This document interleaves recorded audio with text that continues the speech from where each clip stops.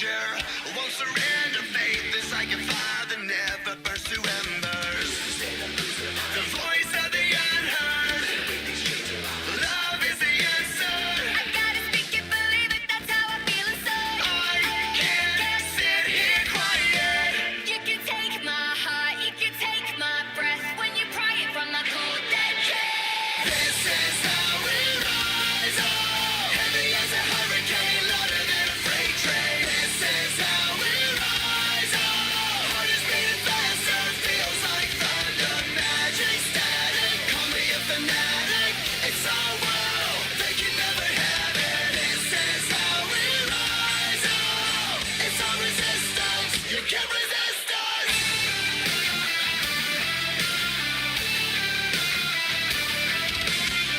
Can you hear me? Are you listening? Sleeping and the shadows could be making history. Through the fire, on the water, used to be a slave, but now you are a conqueror. They can take my heart, they can take my breath when they pry it from the cold dead chest. This is how we rise up. Heavy as a hurricane, louder than a freight train. This is how we rise up. Heart is beating faster, feels like thunder. Magic static, call me a fanatic. It's our world, they can never have it. This is how we rise up. It's our resistance, you can't resist us. We're rising up, rising up, we're rising up, rising up, we're rising up. This is how we rise up. It's our resistance, you can't resist us. This is how we rise up. Heavy as a hurricane, louder than a freight train. This is how we rise up. Heart is beating faster, feels like thunder. Magic static, call me a fanatic. It's our world, they can never have it. This is how we rise up. It's our resistance, you can't resist us.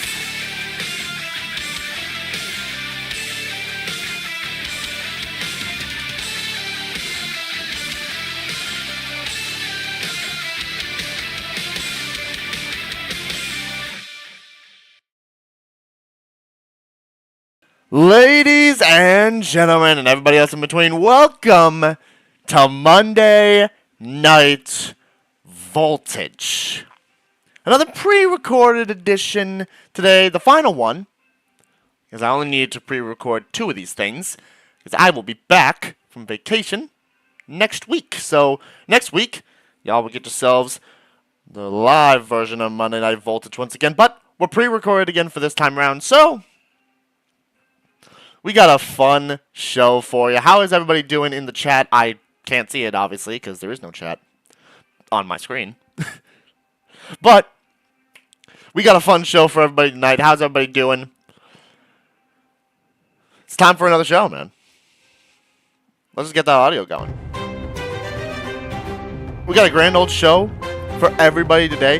We're going to kick it all off with the contract signing between Liu Kang and Jacob for the GWE World Heavyweight Championship match at Catalyst. It will be those two going at it. Jacob won the Beat the Clock challenge. He gets to pick the stipulation. Don't know if we'll find out about the stipulation tonight, but we will find out about that stipulation soon. Liu Kang and Jacob, they'll sign the contract for their title match. We'll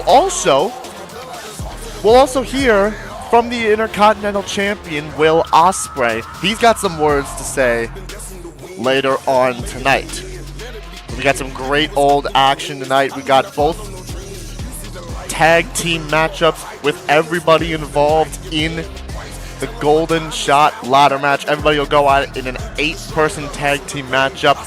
Jack Silver, Modest, and Kara versus Kokichi, Kazuya, Sukuna, and Skull. For the men's side of things, women's side of things, we'll see Moon, Panette, Nami, and the Raiden Shogun take on Cammy, Hina, Mileena, and Clover.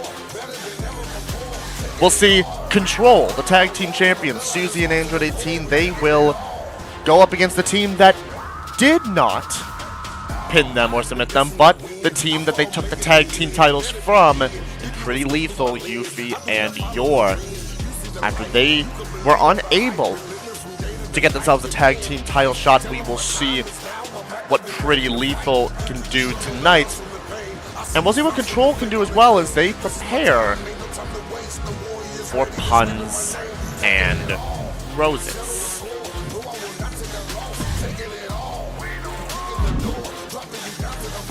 Obviously in the main event as well, we will see the #1 contenders matchup for Chun-Li's GWE Women's World Championship.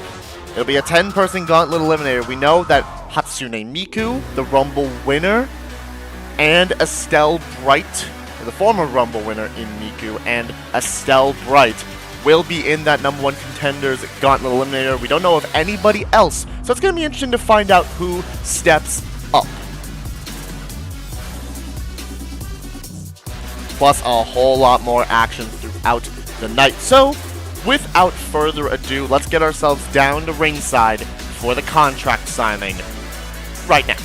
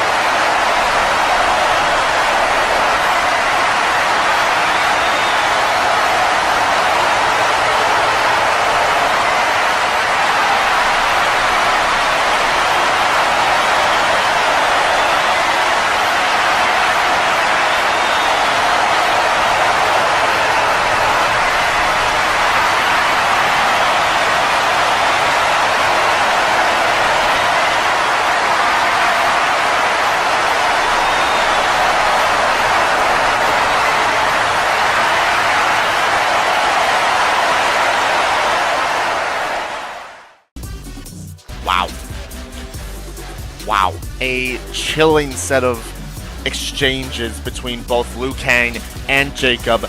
That That championship match, that's going to be electric. At Catalyst, we'll see that go down 1-on-1 at Catalyst. Jacob defending his championship against Liu Kang. What we saw there, that match is going to be very, very interesting to watch. You're going to want to tune in for that for Catalyst. But that's then. This is now. It's time for the first of our 2 8-person tag team matchups. This time, it's the men's Golden Shot ladder match competitors. We'll see Silver, Modest, Kara, and Jacksepticeye. They'll team up to take on Kokichi, Skull, Sukuna, and Kazuya. Tonight, we've seen them compete in the Battle Royal. That saw Kazuya get the win there. Can he show the exact same dominance he showed in the Battle Royal when he's got to team up with 3 of the competitors, sorry, that he'll be going up against? Let's find out together. Tag team matchup. Let's get this thing going as we turn up the voltage.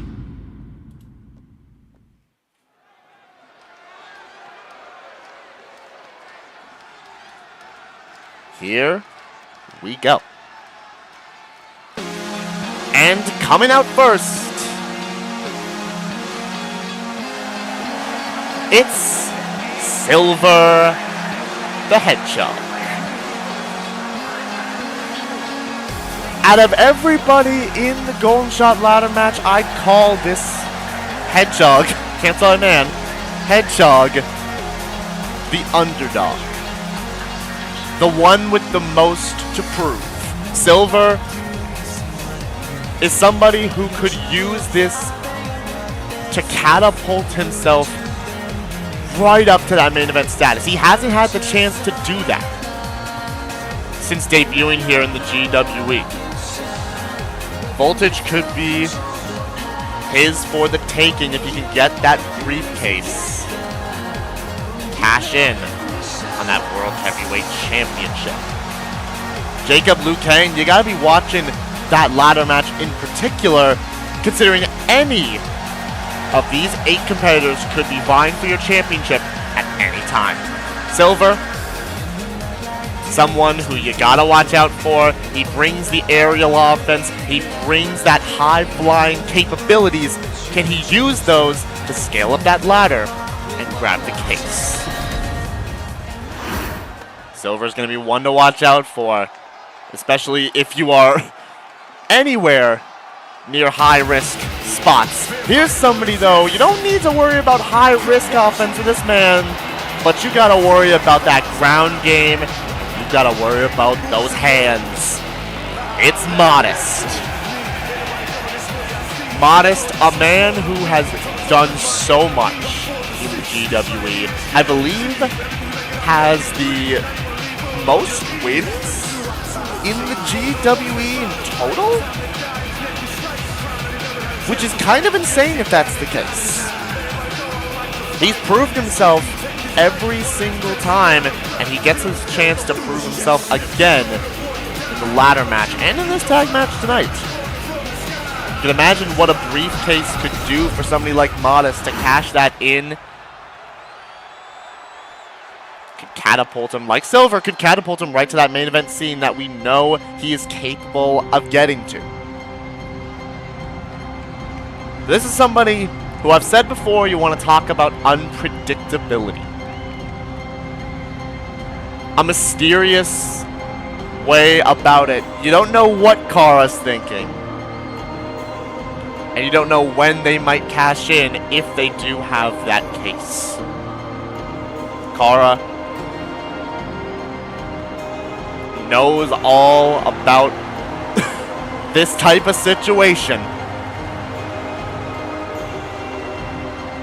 Could they use the unorthodox tactics that they've used? A little bit of a mysterious game to them, I think. Could they use that to get themselves their chance, their shot? You talk about how it could be a big moment for Silver. Imagine a big moment like that for Kara.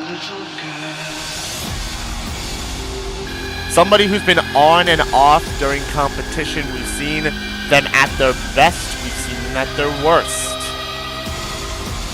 But we know exactly what they can be capable of. Kara, he's devastating. He will drop you on your head. And it's not where you want to be.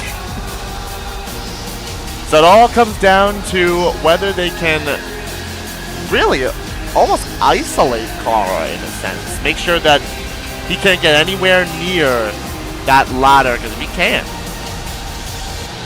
hey, Kara could be a sleeper pick to win the whole thing. He beat a resilient man in Kaito to get to the ladder match. Maybe he's got a little bit of resilience in him. Resilience could be key to getting that briefcase. And coming out last for this team, some may consider this man to be one of the heavy favorites to win the entire match itself. With everything that he's put up, Jacksepticeye is already becoming a top star here on Voltage. Somebody who knows the business inside and out.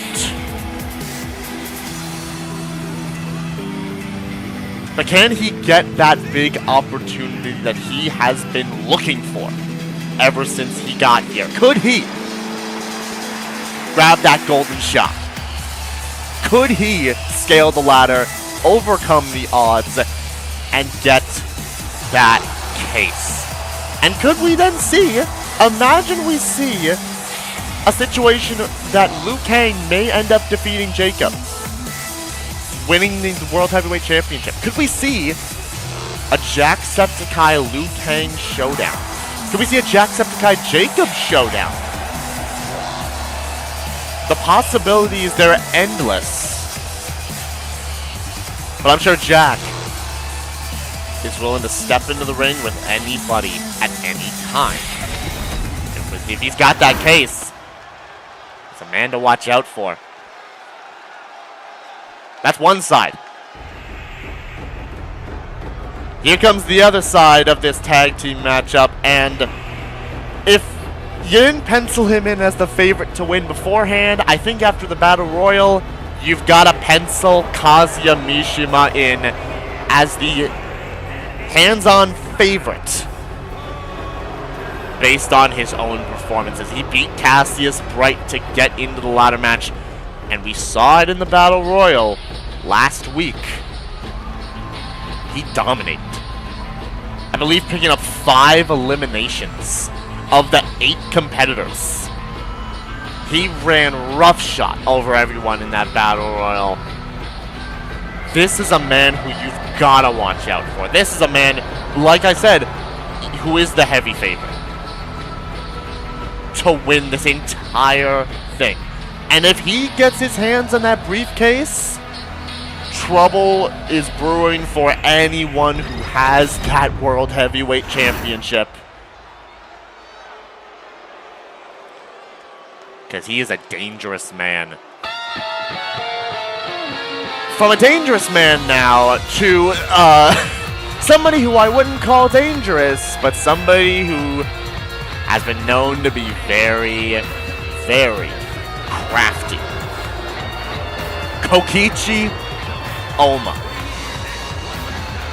saved his strength.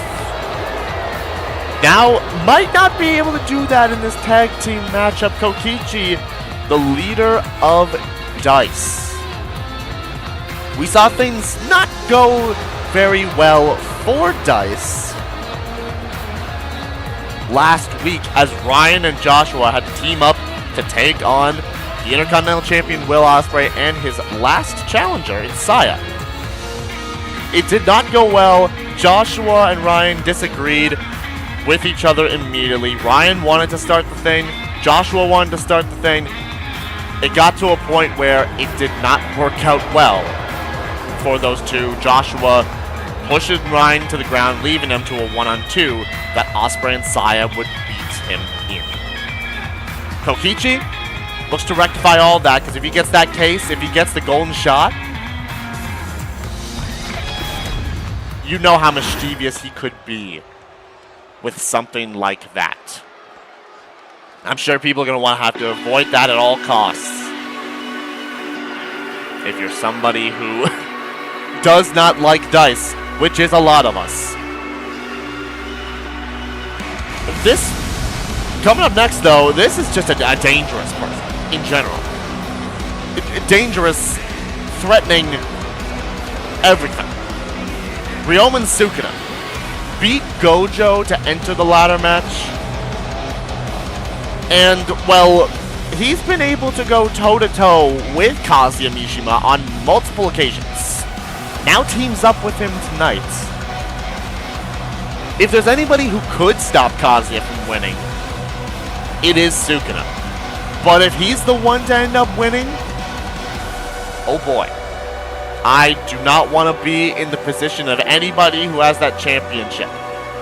Especially if somehow that championship lands in the hands of Satoru Gojo. Because if Gojo somehow manages to win that championship at any point in time, I don't know if he'll hold it that long.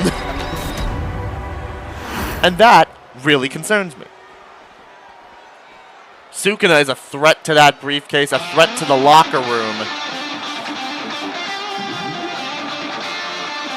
And this might be the fan favorite right here. Might not be the favorite to win, but after his performance, could very well be the fan favorite in this matchup. It's Skull. He defied every expectation that anyone ever suspected of him, beating Kratos one-on-one. Not only beating Kratos, taking him to school. Which you can't normally do against somebody like Kratos, but Skull did just that. Skull looking to find his spot. Looking to find his place here on Voltage. He's had a World Heavyweight Championship match before against one of the former champions, Jay Warland. He did not get that title shot victory.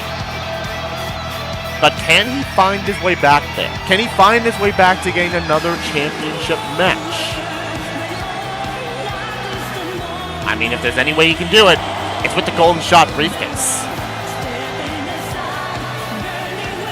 Skull, a good luck to you and a good luck to everybody in this match and at Catalyst.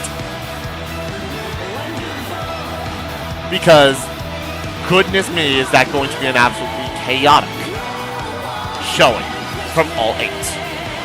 But let's see what they can do in this tag team match. Silver starts this off against Kazuya, and here we go.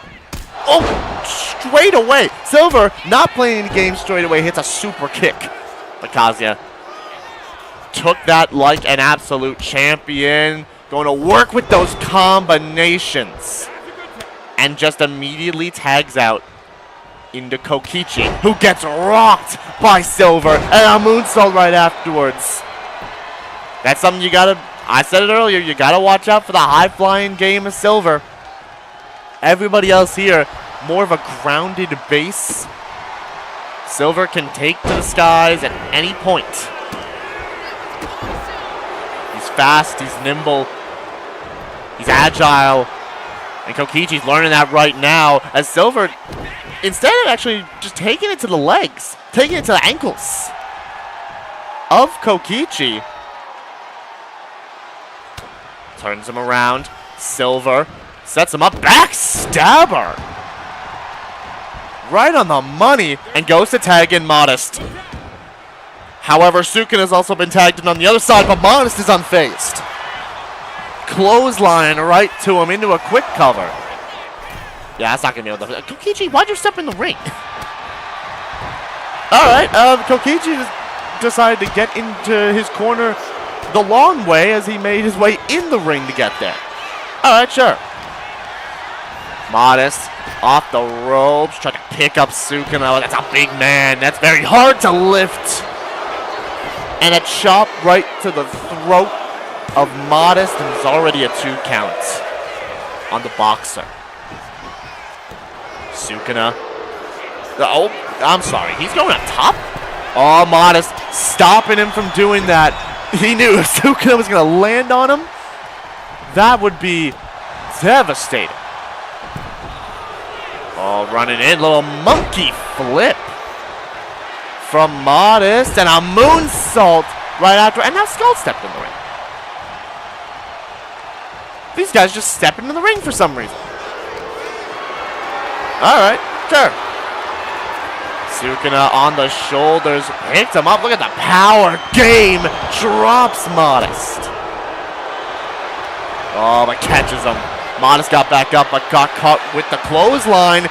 Ball quickly into a roll-up. But immediately out of it is Sukuna. Gets hit with that clothesline, though, by Modest. Is in a little bit of trouble right now. Might need to go and make a tag. But instead, actually goes off the ropes and lands that moonsault onto Sukuna. And makes the tag back into Silver. Who runs in. No, countered by Sukuna. Turns him around. He's got a signature built up, but a headbutt is hit hard onto Silver, and the tag is made back to Kazuya. Oh, nice dropkick though by Silver, laying on his feet there. Couple shots. Silver picking up Kazuya. A little fairy tale ending from Silver, and there it is again. That high flying offense. Moonsault to the back of Kazuya, and he's built up a signature because of its super kick. Oh, little flip over into the German suplex. You don't see that type of power from somebody like Silver. And the tag now made. In comes Kara. The smallest man in this matchup. Going up against, I think, the tallest. But he's got the power to do that. German suplex kick out at 1.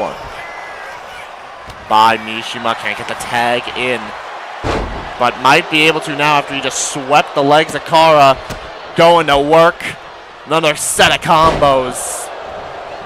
And now going to take the time and go tag out into Skull. Honestly, these two might be some of the fan favorites of the entire match. Kara and Skull. Two who have the support of the audience in their quest to win that golden shot. Up and down, brain buster from Kara, but it gets caught by Skull. Little possum there. Off the ropes. Skull gonna, whoa, my goodness. Kind of swung him around by his dome. Skull, now he's not actually gonna go high flying. Stepped out, stepped back in, stepped back out again. Fully stepped out. And Kara said, okay, if that's the case, goes after Kazuya, drops him with a back suplex, down he goes. And now waits. Kokichi tried to step out, but right there, Kara rolled in, Skull was waiting. Back and forth between these two. I think Kara might have been looking for a back elbow, but gets caught with an atomic drop. From Skull into a, ooh, no. Not a backbreaker, instead turned that into a sidewalk slam, but the tag's been made to Modest. Off the ropes into Bobby. And Modest uses that to land that belly to belly. Oh, now Modest waiting. Here comes Kokichi, who gets caught with an instantaneous forearm, and a moonsault wiped out Skull and Kokichi at the exact same time.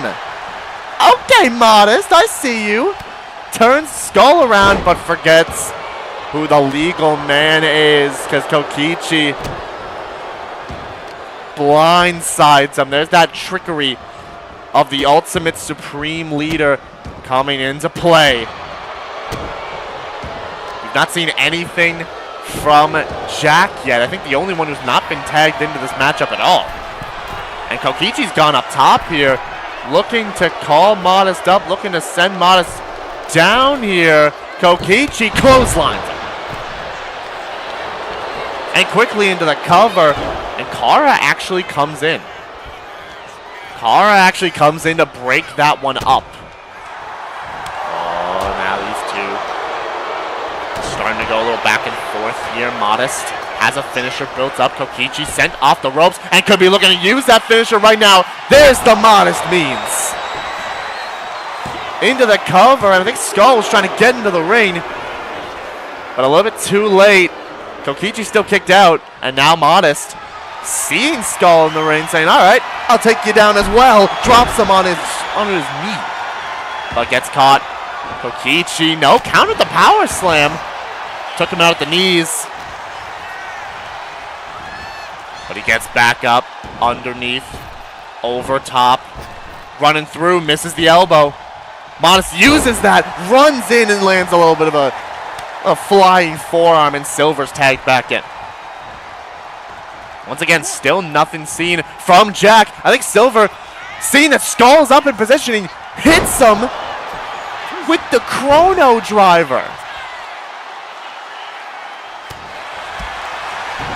Combos, and Kokichi caught one of those kicks though. Skull has just been getting the abuse in this matchup as a roll up. No, kick out by Silver.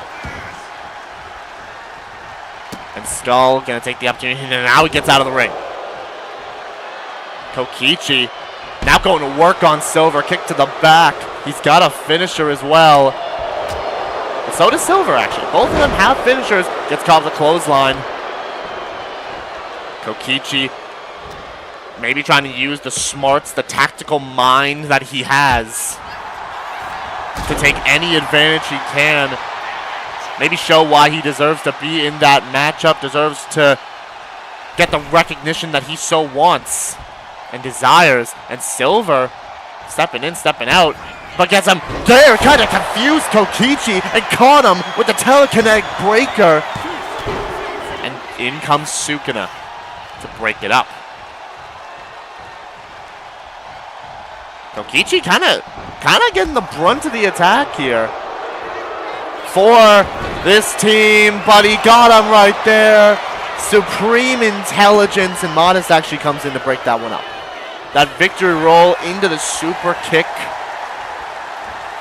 to Silver.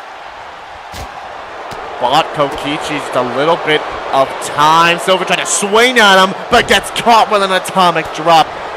But Kara, a little cheap shot, doesn't help Silver in the end because Kokichi's still standing tall. Tornado DDT. And makes the tag into an extremely fresh Kazuya Mishima. He's had time to recover and now goes to the middle ropes. Silver's in a world of trouble. It's one fall in this matchup. And look at that. Kazuya using the smarts and stopped Silver from tagging out, and he locks in the Hell's Gates. And Jack now has to slide in to break that up, but he boots Kazuya down as well, trying to give Silver a little bit of time, but Kazuya is still so fresh. Gets back up off the ropes. Silver, it's been nice knowing you. Oh my gosh! Popped him up into the dragon uppercut, and Silver had to burn resiliency. And now it is looking all types of bad for Silver, for Modest, for Kara, and for Jacksepticeye. Because Kazuya is starting to show his dominance again. Kara trying to help Silver. So does Modest, but neither one of them able to fully damage Kazuya. As he lifts Silver up, power bomb position, and takes him to his own corner to drop him. Diabolical. From Kazuya Mishima. Lines him up and runs through him, knee to the face. And Silver might just be out cold. Might just be out cold from everything.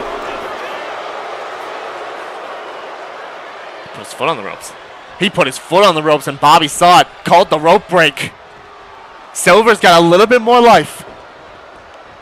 The smarts from the Hedgehog But Kazuya saying that doesn't matter.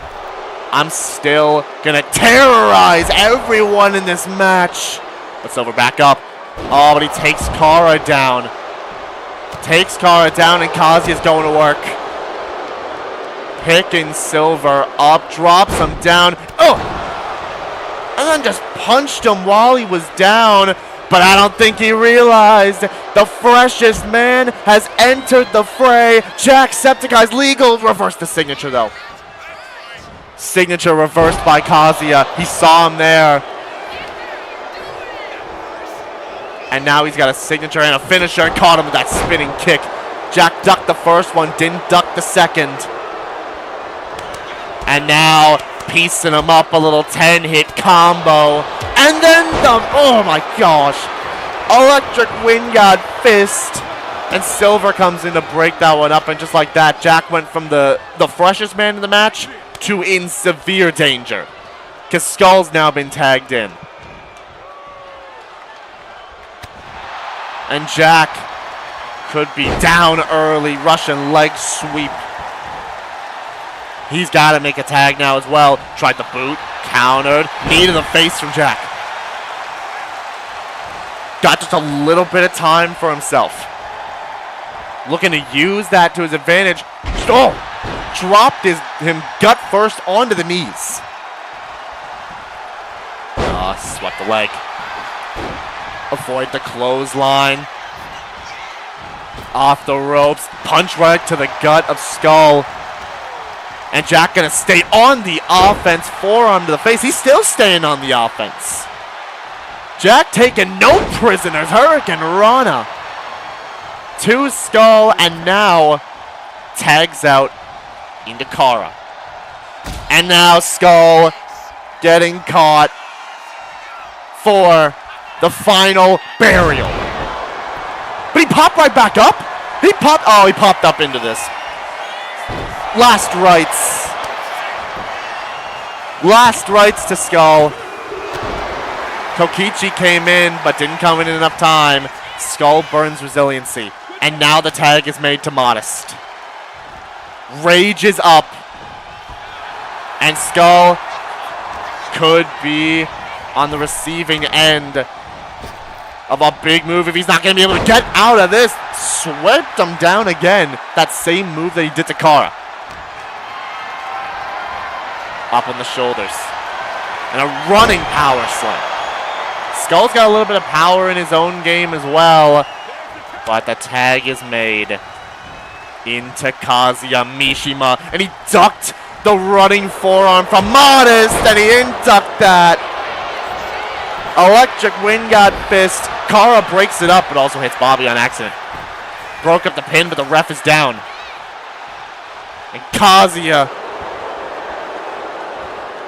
stomping right on the gut.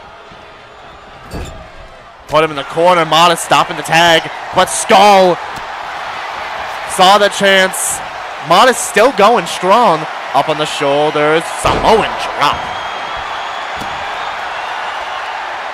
Showing that power of his own. Modest, a technical wrestler, but he's also got, again, you can see it there, he's got the power game. He's lifted up Kazuya twice. With that Samoan drop, but gets caught with that knee. Right to the gut, and he's nearly stunned, and now he is.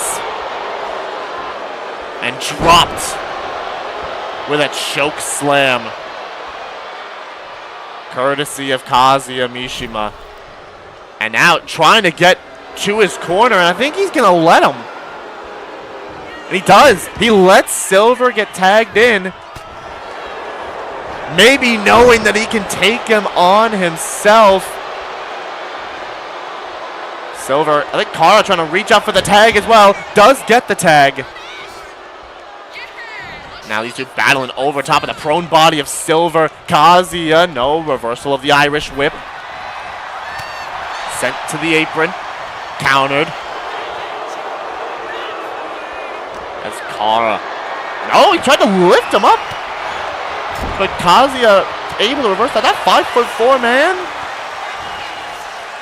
Or 5'1" actually? No, he's not even 5'4". He's 5'1". Dropped him on the knee from Kara. Oh, didn't get there in time, and now Skull's been tagged in again. Landed. Connected with the captain's charge, but didn't get everything on it. Hits the Uranagi afterwards, though. Into the cover on Kara. Kick out at 2, and Modest comes in.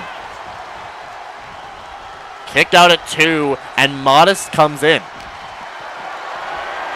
Up on the shoulders. Running power slam. Action-packed 8-man tag team matchup early. On Voltage as Skull looks to set up here off the ropes. Kara in a bit of trouble. Skull does have a signature, but the back elbow reversed into the drop kick from Skull. Has that signature built up. And they don't sleep on Kara, because if you sleep on Kara, they'll show you what they can do. Moonsault, though, dodged by Skull. Kara using freeze. Uses freeze to great effect. Oh, never mind. Got caught. There's the Skull Cracker. Right to Kara. Silver's got to come in to break that one up. Oh, but Kara back on his feet. Right back on his feet and reverses the Irish Whip. Has a finisher now. Could use that double knees and stun Skull. And exactly where he wants some. Last rites. Delivered right to Skull. He kicked out. He didn't have resiliency. Kazuya came in. He still kicked out, though. Oh, no. He went for the double foot stomp, landed, and Sukuna headbutted him after he was trying to go for maybe a rebound. And Skull tried to lift Kara up. Trying to set up Kara for something. Up. Oh, my goodness. Brainbuster attempt again? No. Countered. Skull rolling into that spinning DDT. And goes into the cover on a very dazed and down Kara. No, it's not even resiliency. On the funeral director, but this could very well be. Jumps with it, skull-crushing finale. Busts Kara open into the cover, but Jack is there. Jack there to break it up. But Kara now is fully isolated. But also so is Skull. Both members of this matchup now are fully isolated. But it's almost like he read my mind because now Kazuya's been tagged in. And Kara is in a world of hurt, a world of trouble. Off the ropes. Rolling wheel kick caught.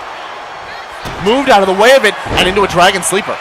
Kara, Dragon Sleeper applied on to Kazuya. Broke out of it though. Quickly broke out of it. He's still very fresh in this contest. Backing up, running in. Boot avoided. Boot avoided by Kara. Runs in, hits that back elbow. Has a signature built up. If you can land this thing, take out the biggest threats. This could be a game changer for this team, but Kazuya's not going to let him. Kazuya's not going to let him do just that. Off the ropes, and no, into the corner actually. Skull with a counter. But Kara still refusing to say die. What a Firefox clothesline. Bounded off the rebound with it into the cover on Kazuya. And he kicks out, and then Skull steps in the ring. Skull steps in the ring. And Kazuya is caught by Kara. Last rites for a third time, and everyone is not able to come into this matchup. Cover on Kazuya. That's resiliency. Resiliency burned. Kara has another finisher, but instead goes to tag out into Jacksepticeye. Sets up Emerald Flosion But he's too close to the ropes. Called the rope break. Kazuya tried to play a little possum, but Jack saw it coming. Drop kick right to the knee. Oh no, he almost had him there. But Kazuya rolls to the apron. But Jack, he's not going to let him stay there for long. The Irishman with the 10 beats of the Baldwin to Kazuya. And just because he feels like it, says Kokichi, you can get some too. And Modest rolls Kazuya back into the ring. Out of the way, no, Kazuya knees to the gut and rages up. He's got 2 finishers now. Wait, no, counter by Jack. Oh, he tried to run at him, and he ran into an electric wind god fist. Cover. Kicked out at 2, and nobody even stepped into the ring. No resiliency either. But now, that's actually insane. He looked at him, and then said, nah, I'm not even gonna have that, but he might have paid for it. Ireland's call. He paid for all of that. Kazuya got too cocky. He looked right at Sukuna. He could have gone for the tag, and he said, no. No, I'm not letting you. I'm not letting you take my credit. And that just paid off to no avail for Kazuya Mishima. The cockiness was his downfall. And Jacksepticeye gets the win for this team.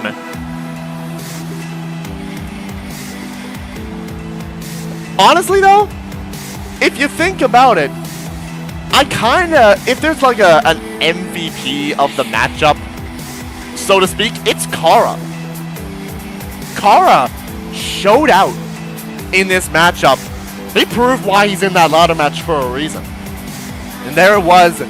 He could have tagged out. He tried to go for an electric wind god fist, and Jack caught him into the Ireland's call and put Kazuya away. And these 4 pick up the victory. And that's some momentum for them going in to Catalyst.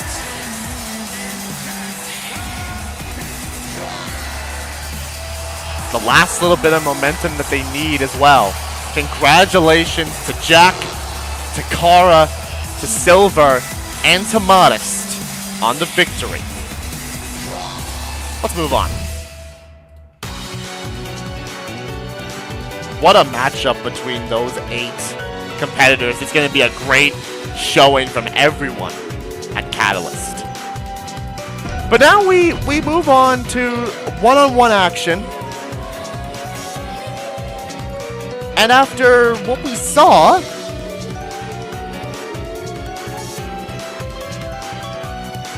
about a few weeks ago, with Art of Violence and with DDLC, there's some problems brewing between those 2 teams. So Arrow goes one-on-one with Yuri Rhodes tonight. Hopefully to maybe squash a little bit of that beef between those 2 teams. Will Arrow pick up the win, or will Yuri get the win back for DDLC? Let's find out right now. Give me that voltage.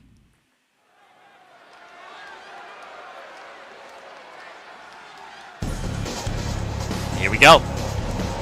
Now first, it's Art of Violence. It's Arrow, and it's Sakura of Gami.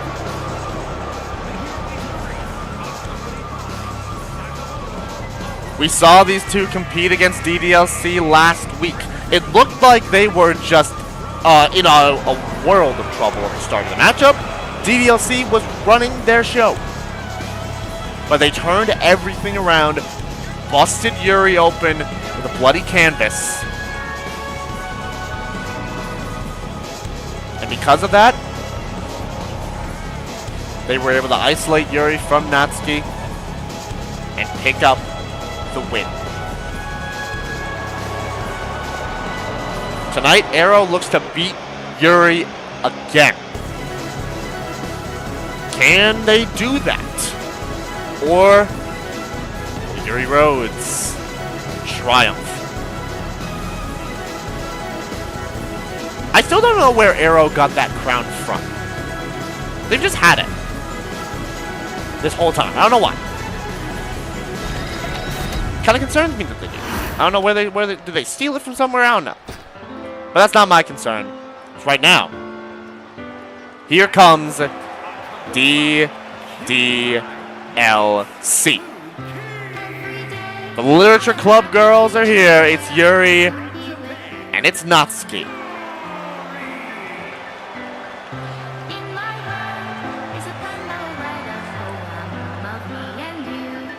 About time to see what these two can do. They have not had a lot of success here on Voltage. They've been looking to build momentum, but haven't really been thoroughly successful in that. Maybe they'll be able to do that tonight with a victory over Arrow for Yuri Rhodes. Let's find out if that can happen. It's Arrow. It's Yuri. One-on-one. Here we go for this matchup. Clothesline delivered immediately from Yuri and a moonsault directly afterwards.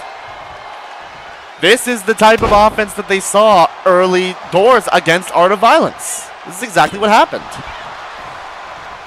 They started to dominate early, but just like that, it turned around into Arrow and Sakura's favor as Arrow starting to work on those legs of Yuri. Rhodes pulling the stump puller. And, landed that coffin drop. Thought Yuri might have been able to get out of the way of that. No, instead, gets caught in a rolling senton afterwards. Arrow. You gotta think, is gonna want to build even more momentum for themselves and for their wife, Sakura. Maybe look to try to go after those tag team championships currently held by Control. Yeah, I think that also is a priority for Yuri and Natsuki as well. And there's a cheap shot from Arrow as Sakura looked like slid a kendo stick into the ring. But Bobby doing the right thing, stopping that one. Gets the kendo stick out of the ring. We'll love to see that. Another little break here. This time it's actually a clean break, but Arrow right on the offensive again. Yuri, Natsuki, those two, they're going to want at Control. They were the ones responsible, in a sense, for having Control get those tag team titles. With Monica losing to Makima at Kingdom Come in that Bloodline Rules match.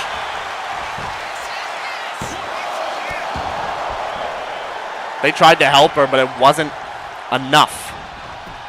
And now because of that match, Control are the tag team champions. Now, what is Sakura doing? Sakura just pulling the turnbuckle pad off the corner. And tried to grab at Yuri's leg. I saw that. Tried to grab at Yuri's own leg. Over the counter. Arrow. Turned around by Yuri Rhodes. Who's looking for a little bit of revenge, a little bit of retribution. Like I said, they want to go after Control. They want to get those tag team titles from them. I was talking to Monica earlier and said that it's her own fault that happened. It's their mission to rectify it, to get those tag team titles all out of the hands of Susie and Android 18. And now these two starting to go at it underneath. Clothesline and a double clothesline, double down. Both of them go. Oh, but Natsuki Natsuki just stepped in the ring, so did Sakura. These two just stepped in the ring, she is not having it. Natsuki's fed up with Sakura getting involved, and Bobby's not having it either. Ejecting Sakura from ringside, and so is Natsuki. Natsuki's also ejected from ringside too. I mean, honestly, that is kind of fair, considering they did just both get in the middle of the ring. And now, trying to fix the turnbuckle pad as Arrow looks to use that to their advantage. Goes up top for that Phoenix. Not right splash. Into the cover. Not even resiliency. Not even resiliency on Yuri from that one. But this sure might be troublesome. Oh, no, I thought that was a Salida del Sol. No, that's just a submission. Which is broken up by Yuri into a bulldog. And into the cover on Arrow. Finally, we can not have to worry about any interference from Sakura and potentially from Natsuki. I mean, she didn't really get involved in the matchup, but was not taking it to the fact that Sakura was getting involved as the pedigree reversed from Yuri, or from Arrow, by Arrow, from Yuri. Same thing. As Yuri now running in, the Arrow put themselves in the corner, gets caught with a bulldog, and now they're the ones that's busted open. Yuri sets up, and there's a climactic ending. Center of the ring, into the cover on Arrow, and that's got to be resiliency. It is. Resiliency burned on Arrow off of that climactic ending. Once again, it's the same situation as what happened in the tag match. DDLC took control early. Will it be the same if Art of Violence, and in this case Arrow, can bring it back? They might be able to with two finishers. As they raged up and takes Yuri down. Little jaw jacker onto the apron. But Yuri right there. Ooh, atomic drop. Right to the groin of Arrow. And waits. Calls for Arrow to get up. But we about to see high fly in Yuri. Rhodes, we sure are. Cross body, but Arrow moved. Arrow moves out of the way of that cross body. And steps back into the ring. And steps out. Steps to the top ropes. Arrow flies in. Double axe handle. Yuri stepped back in and got caught with it into the cover. And I want you guys to keep in mind, Arrow's got two finishers and a signature. If they land that signature, I don't know if they have a super finisher, but it's not good if you're Yuri Rhodes. Little shot to the back, clubbing blow to the back, into the cover on Arrow. Is that going to be enough? No, it's not. Kick out at 2 by Arrow. Ogami rolls out of the ring. Yuri fired up, but Arrow got back in the ring so fast Yuri didn't see it, and dropping the knees onto the arm of Yuri Rhodes, and calls for Yuri to get back up. And there is the Salida del Sol into the cover on Yuri. And it's not resiliency? Arrow, a little frustrated off of that, locking in a bow and arrow. Submission in on Yuri, and this time she burns resiliency. A forearm to the face. The next big move could win this matchup, and there's a drop kick from Yuri. And speak of big moves, has a signature ready. Could look to use it now. Puts your Arrow in the corner. Set up. No, scoop slam caught. Reversed by Arrow, but the elbows from Yuri lands and stuns Arrow in the process. Knee right to the face. And Arrow can't reverse.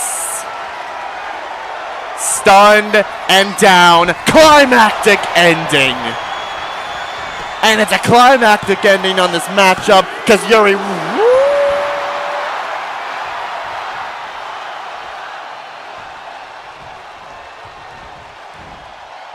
Not a climactic ending on the matchup just yet. Arrow kicked out. And now has a little bit of the advantage. Has a signature as well. Countered it. I spoke too soon. Yuri Rhodes. Pedigree. Doing what Yuri Rhodes does. Into the cover on Arrow. And no. Okay. Arrow's got more fight than I thought. And reversed the climactic ending. Reversal of the climactic ending, but a reversal of the finisher right back from Yuri. Puts Arrow in the corner. Countered. Up on the shoulders. Takes Yuri to the corner. Throw her into the turnbuckle and bust it open again. The same way they beat Yuri in the tag match. Doesn't do it this time though. Doesn't do it this time. And Arrow barely connected with that coffin drop. Mainly he's got the head on the back of Yuri. But goes to the middle ropes. And looks to fly. Calls for Yuri to get up. Hurricane Rana. But gets pushed away by Yuri Rhodes. Climb to the corner. This match has been pretty good, I'll tell you what. Since Sakura and Natsuki got ejected from ringside, this matchup has turned very even. Oh, ran into Bobby after the duck underneath and a clothesline from Arrow. Could that have been incidental or could that have been completely on purpose? Either way, it's given Arrow exactly what they need. Climbs up top for that Phoenix Splash. Stuns Yuri. And looks to end this thing definitively. Bow and Arrow submission locked in on Yuri Rhodes. And Yuri has to tap. Yuri Rhodes has to tap out to the bow and arrow.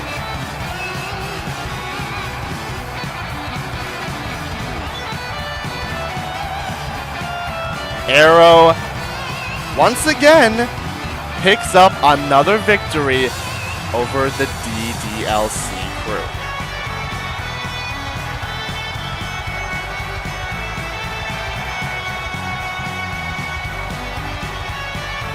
Congratulations are in order to Arrow on this one. Is that exactly what they wanted? I don't know. Are Yuri and Natsuki? You gotta think.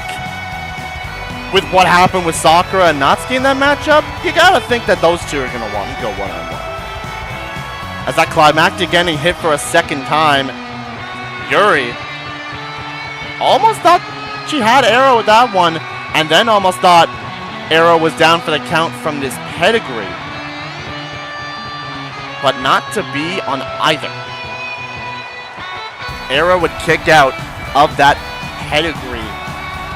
And after a little bit more offense, that Phoenix Not Right splash into the bow and arrow submission.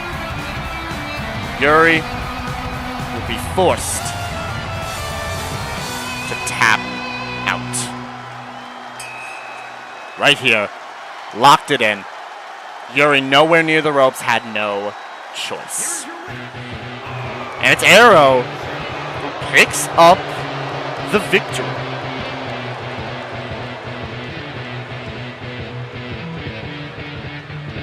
How about that?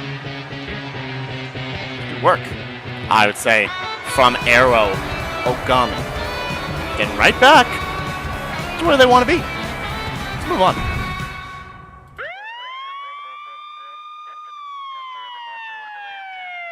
Because now, it's time for some tag team action. Again. This time it's 2-on-2. Chaos and Hu Tao teaming up together against the Despair Sisters. Mukuro, we saw pin Chaos in one-on-one action, albeit with an assist from Junko. Multiple, in fact.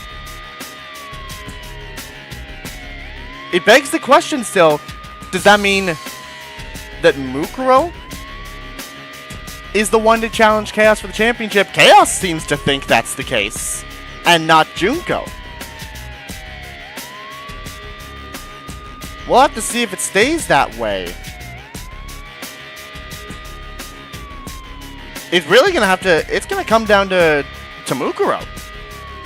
We'll see what happens tonight. 2-on-2 action. It's Chaos and Hu Tao against the Despair Sisters right now. Here we go. Time to turn up the voltage for it. Let's get into this matchup. Coming out first, it is Hu Tao. Hu Tao, seeing what Junko and Mukuro have been doing to Chaos, did not sit well with Hu Tao in the slightest, saying, if you need a tag team partner, I got you. Let's put these two in their place.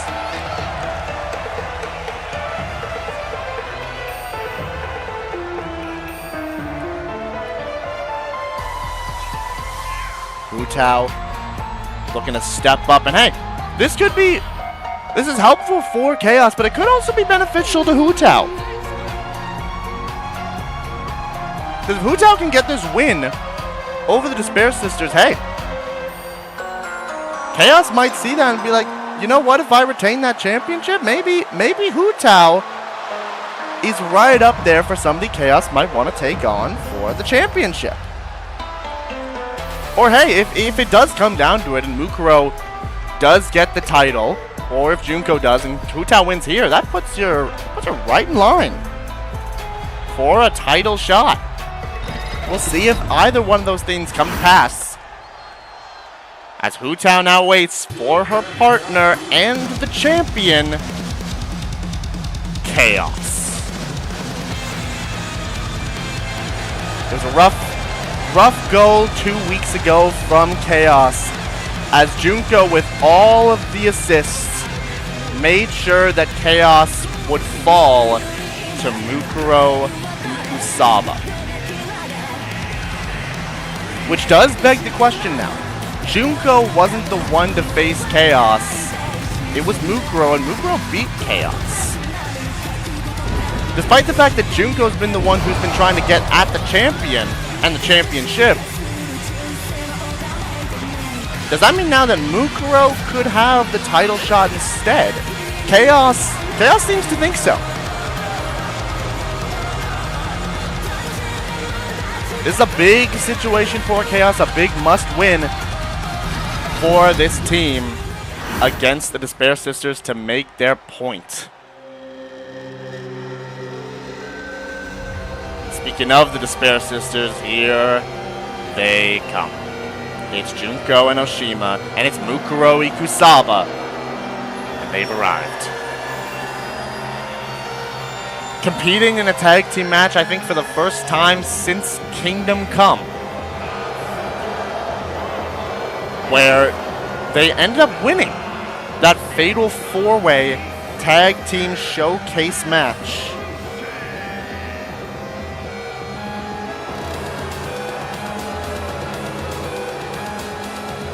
Now they look for some different opportunities. Could be, as we've seen, Junko's been one to go after Chaos in the Ironheart Championship.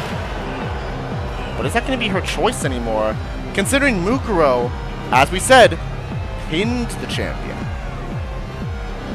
Maybe it's her who's going to go after that championship. And you'd think for Junko, that'd still be good, right? Unless Junko doesn't want that to be the case. You don't know what either one of these two are thinking. I surely don't think anybody knows what Mukuro could be thinking outside of maybe Junko herself.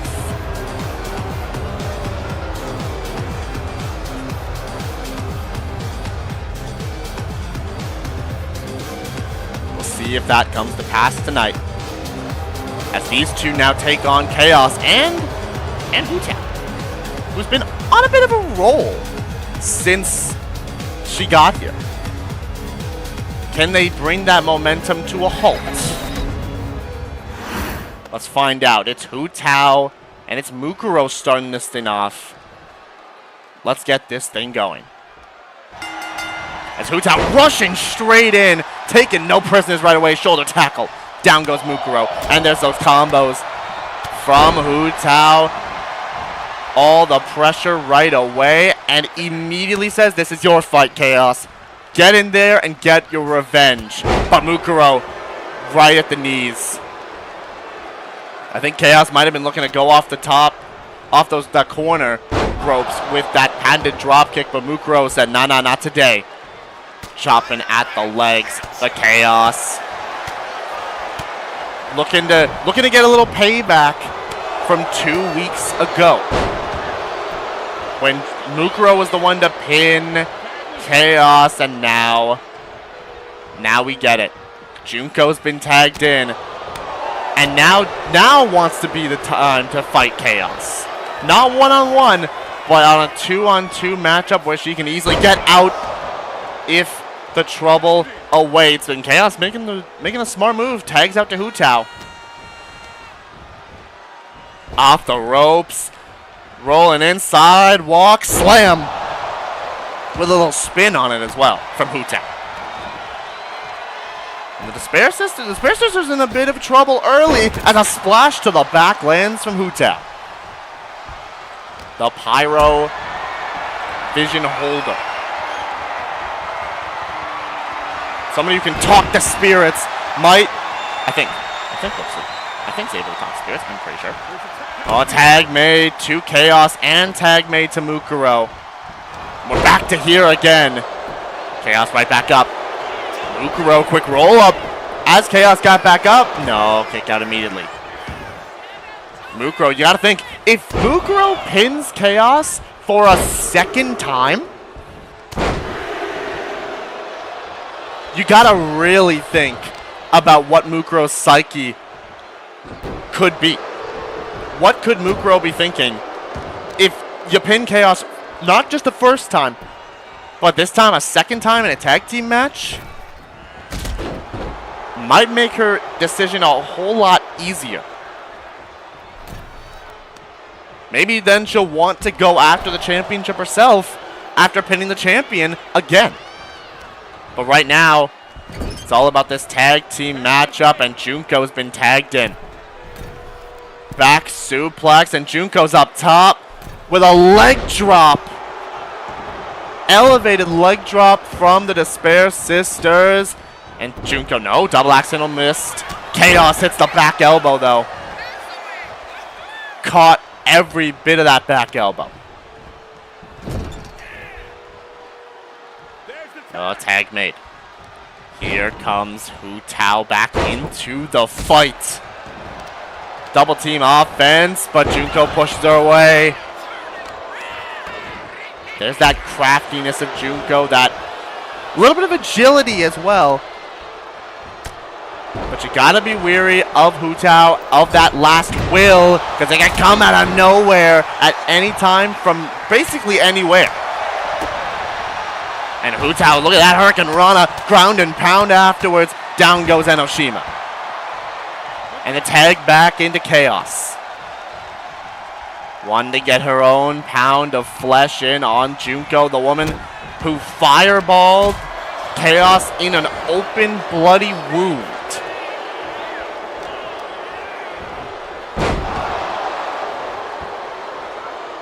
Chaos was not a fan of that, and definitely is now going to want to exact a little bit of punishment now that she can get her hands on Junko. Oh, reverse the tag. The attempt at the tag countered and sent into the corner again. Chaos tried to make the tag to Hu Tao. This time didn't work on that end.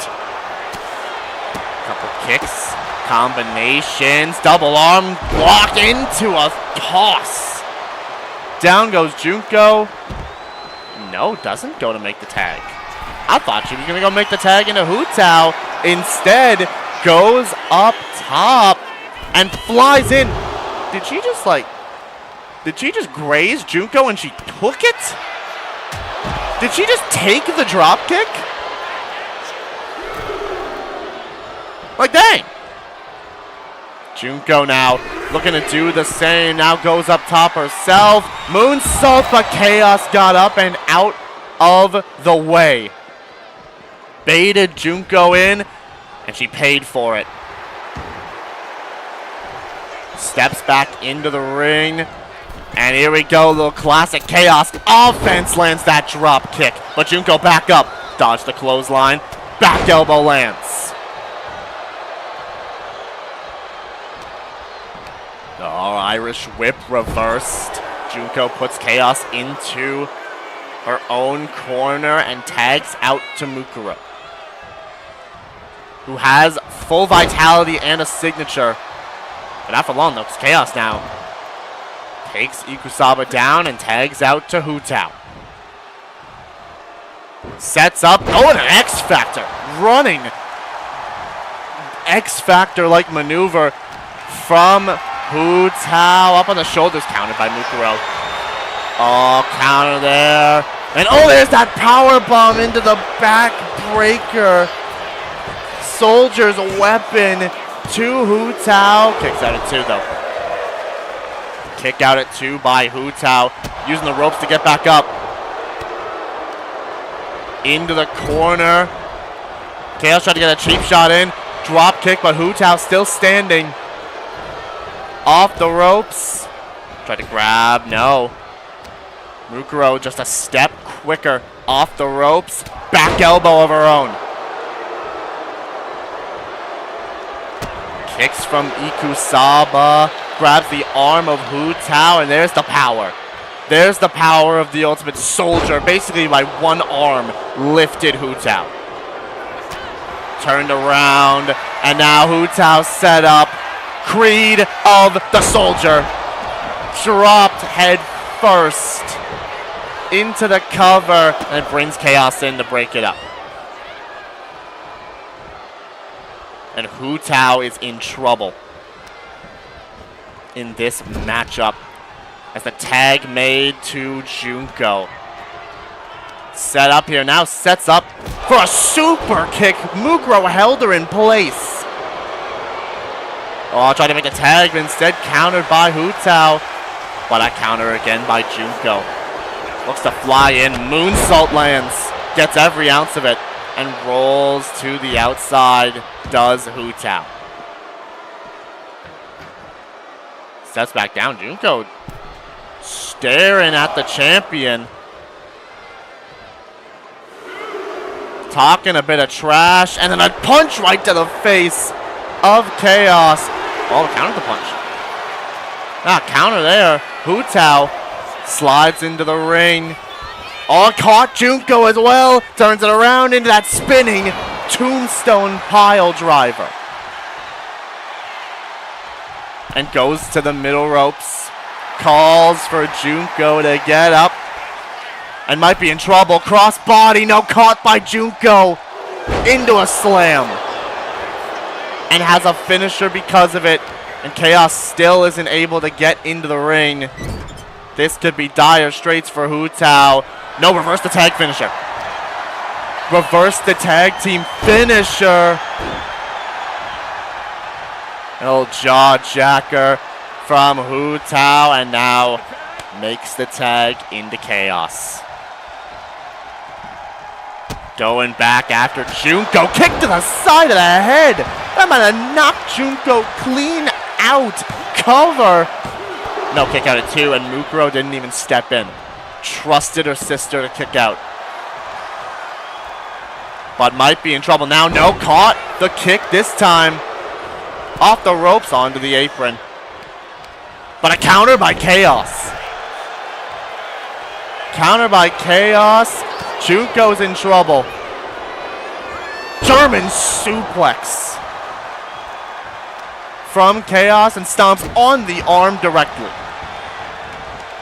Climbing up top. You don't see Chaos go up top all that often, but it worked this time. Cross body directly into the cover. and it brought Mukuro in. Mukuro actually comes in this time around to break it up.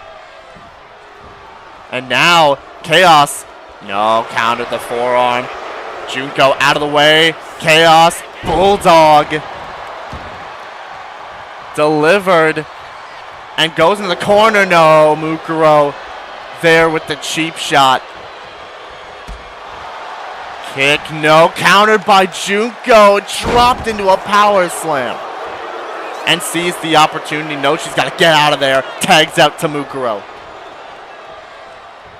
Runs in, clothesline, doesn't land. Tried to go for Chaos Reigns, and that doesn't land either. Mukuro with the wherewithal to duck out the way. Runs in, signature's reversed by Chaos. Steps back into the ring. Out of the way. Goes back into the corner, and the tag's made to Junko. And they're setting up. Eclipsed Hope to the Ironheart champion. Into the cover, and Hu Tao comes in to break it up. Goes to the corner. Junko up top. Chaos is in deep trouble. Elbow drop right to the heart. And gets to the apron as Junko taking the time to celebrate. And sends Chaos off the apron. And now, oh no, countered by Hu Tao. Hu Tao saw it coming and took Junko down. Chaos right back up. And Junko trying to go after Hu Tao again. Chaos stepped in the ring. But Hu Tao gets dropped. Out of the way. Chaos. Oh, full tackle. Down goes Junko. Walking around. Waiting for her chance.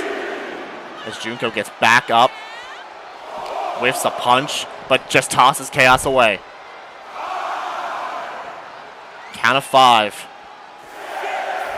In this match now, Junko looking to take advantage. Went for a power bomb. Chaos with a counter. But Junko's there. Once again, suplex position lands. We're at a count of 10 now. As Junko just steps in the ring. And Chaos waiting. Taking a second to breathe. Waits for Junko. Uh-oh. Junko might have taunted at the worst time. But countered. Countered that toss there.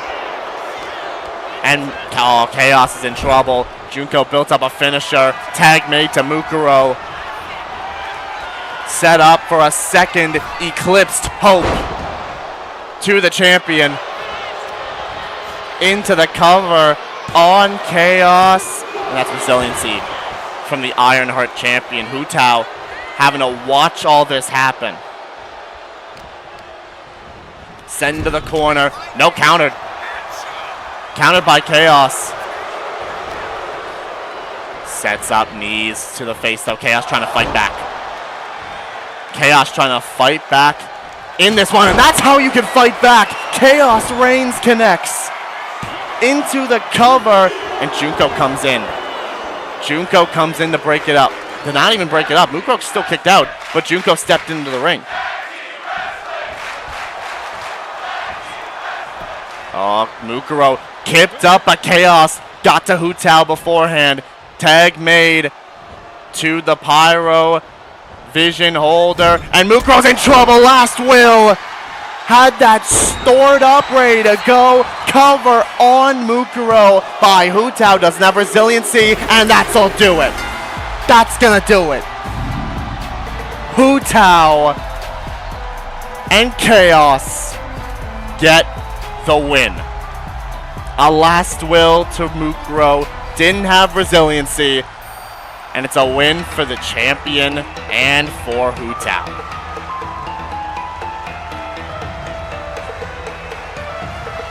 And Mukuro pinned this time around. Junko's still not a factor in a pinfall or a submission. Doesn't pin Chaos and doesn't get pinned by Chaos or by Hu Tao. Staying out of any type of situation where she might lose, and every time it's been going to Mukuro. Whether it's a win or whether it's a loss, it's always fallen on Mukuro's shoulders. And throughout the whole thing, Chaos kinda had Junko's number.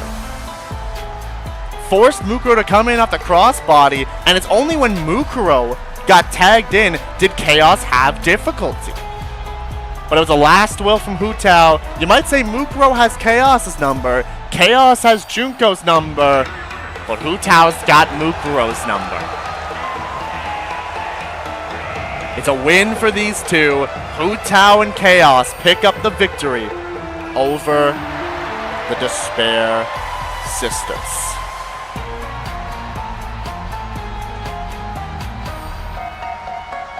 Well done to the Ironheart champion and to Hu Tao.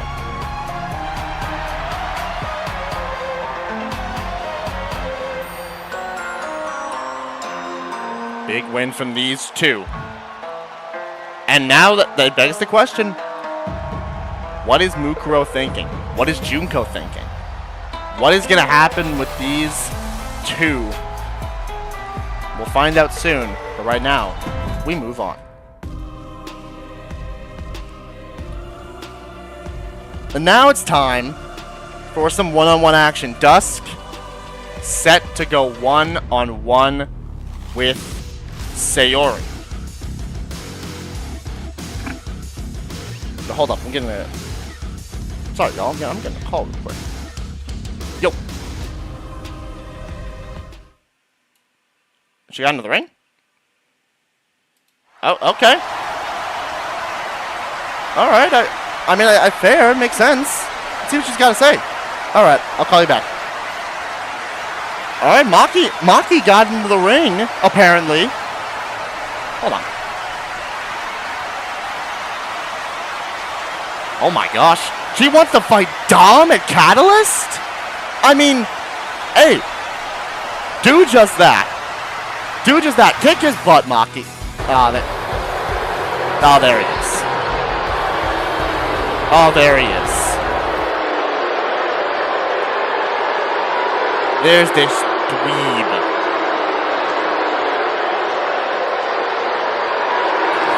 Cheating trap, says the cheater. Yeah, keep booing, crowd. Keep booing him. Oh my gosh. What is this? Now, hold on a second there, Dominic. There is actually something I can do about this. You talk a big game, but I think everybody's sick and tired of your games. So, you're going to put your money where your mouth is. At Catalyst, you're going one-on-one with Maki Harukawa. No running away from this one. Oh yeah, and Saik is banned from ringside too. And that is official. Good luck, kid. Oh yeah, tell him! Tell him, GM! There's no running this time, Dom. You're gonna face the consequences for your actions.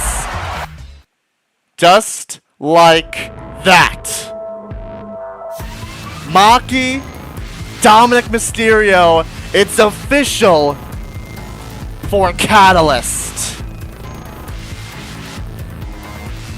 And now that we've actually got that taken care of, let's get into the matchup. It's Dusk one-on-one with Sayori. We got the dweeb out of the ring, out of the arena, complaining like he does.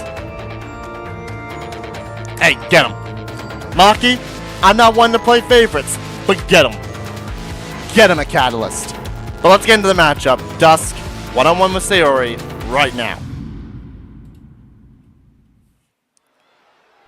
And Dusk waiting in the ring for Sayori. Oh, you've gotta be... You gotta be kidding me, man. There they are again. There they are again. They keep finding ways. They snuck through the crowd again, man. Every single time. What is their problem with Dusk? What is their problem with Dusk? Every time, man.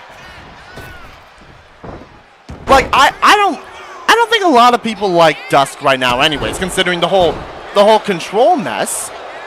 But this is just insane. You're still not even signed here. You're not a contracted superstar, and you keep just interfering. This is just becoming an obsession at this point. You know what? Hold on. You know what? I'm gonna talk to the GM about this. We're gonna get this individual is gonna get some time to explain.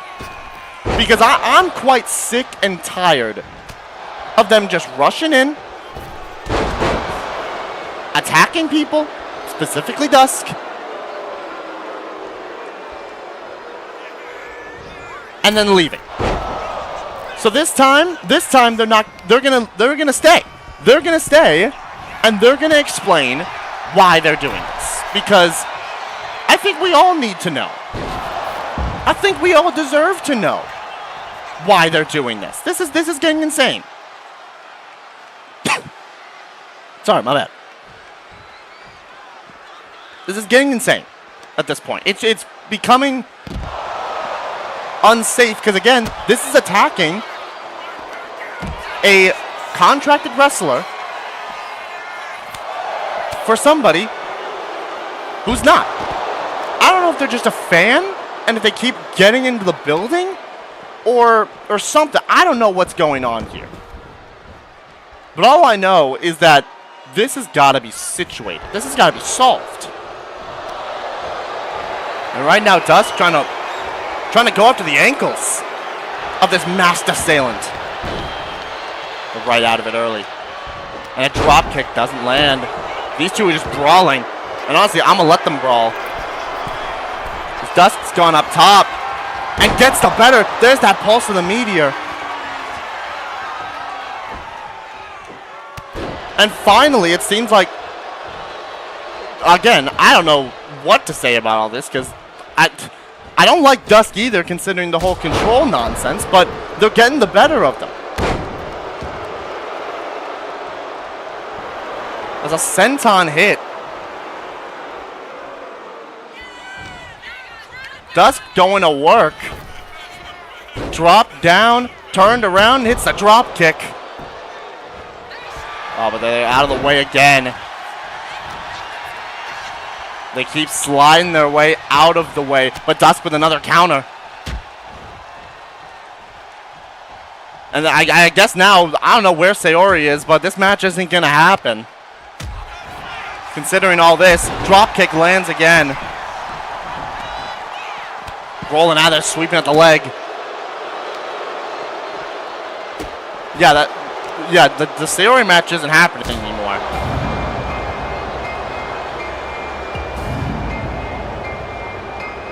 It's now, we just gotta move on from that.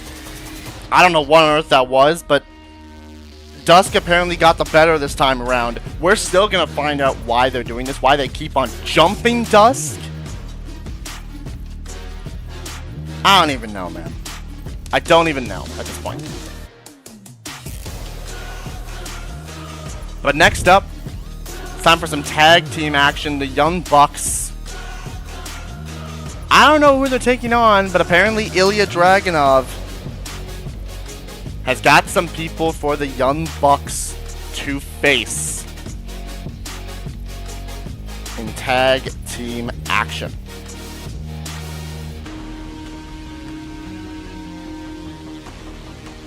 We shall see what happens this time around.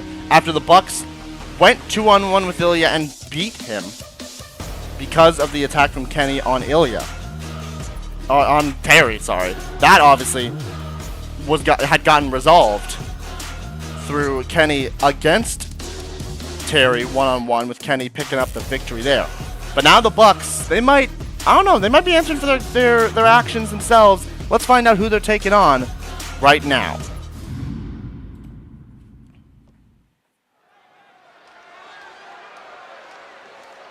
And here we go. Here come the Bucks.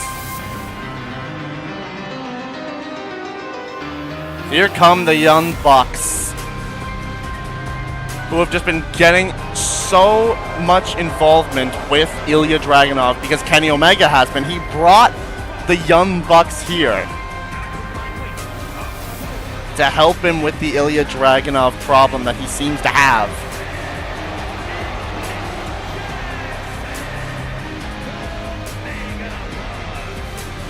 And now the Bucks, they're going 2-on-2 with some team. I don't know what team it is. We're all gonna find that out together.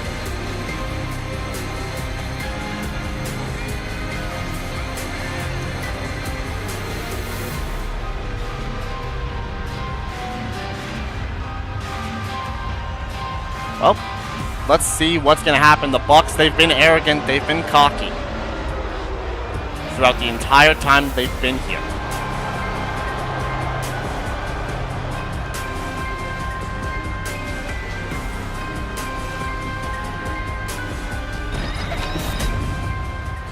Let's see who they're having to face, right? Oh? Oh, wait a minute! We've seen these two before, and Ilya's got backup. It's Penta. It's Rey Fenix. It's the Lucha Bros. A team that the Bucks know all too well. Penta and Phoenix are here. Last time we saw them, that was in the Septiplier and MadPat Open Challenge before Kingdom Come, teaming up with the Death Triangle with Pac. But now the Bros are on their own for this one. It's 2-on-2. They got Ilya with them. It's not, I think it's Nick starting this thing off against Rey Fenix. And here we go. This match is underway. A team the Bucks know all too well in the Lucha Bros. Oh, I'll try to go for the tag early, but Rey Fenix not letting him have it. Power bomb into a cutter from Rey Fenix. And going to work early. On to Nick Jackson, and this is just desserts. This is the Bucks getting their just desserts for everything that they've been doing to Ilya Dragunov. They knew. Ilya knew exactly who to call upon.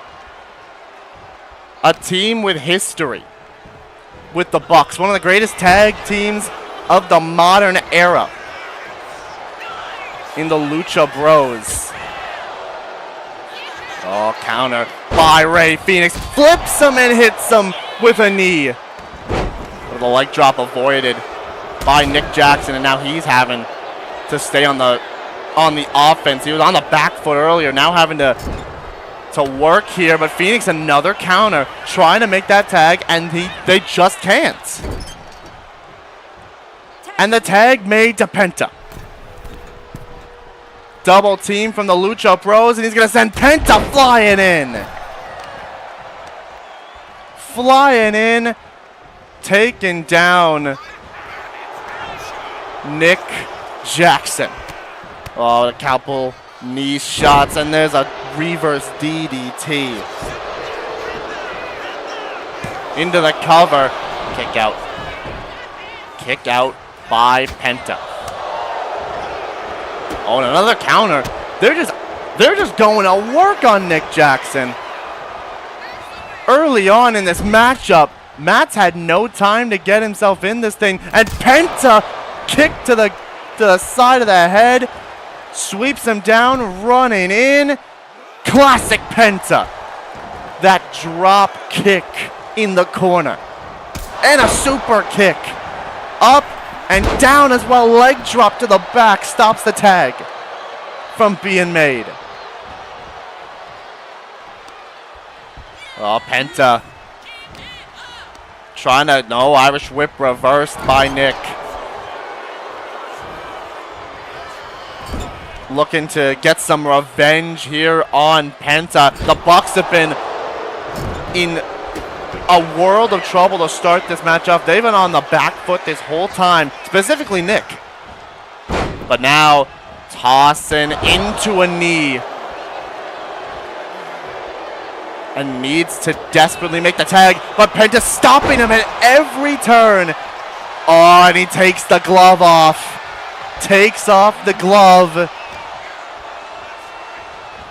Penta putting him in the corner. Kick to the leg, and he sets him up. Mexican Destroyer. Middle of the ring. Cover, and Matt's got to come in and break it up. Penta is all over him. Sets him into the corner. Tag, no. Tag team finisher reversed from the Lucha Bros. And Nick takes the advantage into the backstabber. Into the cover on Penta. Not even a 2 count. Just a 1. And he rolls to the outside and now finally gets the tag into Matt. But not until Nick took so much damage and Penta still taking it to him. The Bucks not in their element whatsoever. Sling Blade from Penta. The Lucha Bros are running their show. Kicked out by Matt. Sets him up, roll through, and another super kick delivered, and the tag's made to Phoenix. Ray Phoenix now. Stepping, oh my gosh, spinning heel kick. And steps to the outside, signature offense. No, Frog Splash missed. Frog Splash avoided by Matt, who's gonna have to put in some work if he wants to weaken the Lucha Bros after all the damage done to his brother. Up on the shoulders. No, Phoenix with the counter. Rolls through, but Matt caught him with the drop kick. Rolls to the outside. Jumps back in, but Matt's there to meet him. Off the ropes. No, counter again by Phoenix. And it seems like everything the Bucks are doing, the Lucha Bros have a counter for it. Rolls through again. This time, off the ropes. Underneath. Over goes Phoenix. Pop-up punch. Delivered into the cover. That brought Nick in. Nick Jackson comes in to break it up. And a leg drop from Phoenix. The Bucks are not... They don't know what hit him. Tag made to Penta. And a double shoulder tackle. Penta up on the shoulders. No, countered by Matt. Has a signature, lands the drop kick. And Penta. Now he could be the one in a bit of trouble if the tag can be made, and it is. Double team from the Bucks. Set up. Buckle bomb into an enziguri. And Nick Jackson, who's had a little bit of time to recover, is tagged back in. Set up. Drop down off the ropes. Kick to the face of Penta and climbs up top. In trouble now for 50. Into the cover, and Phoenix breaks it up.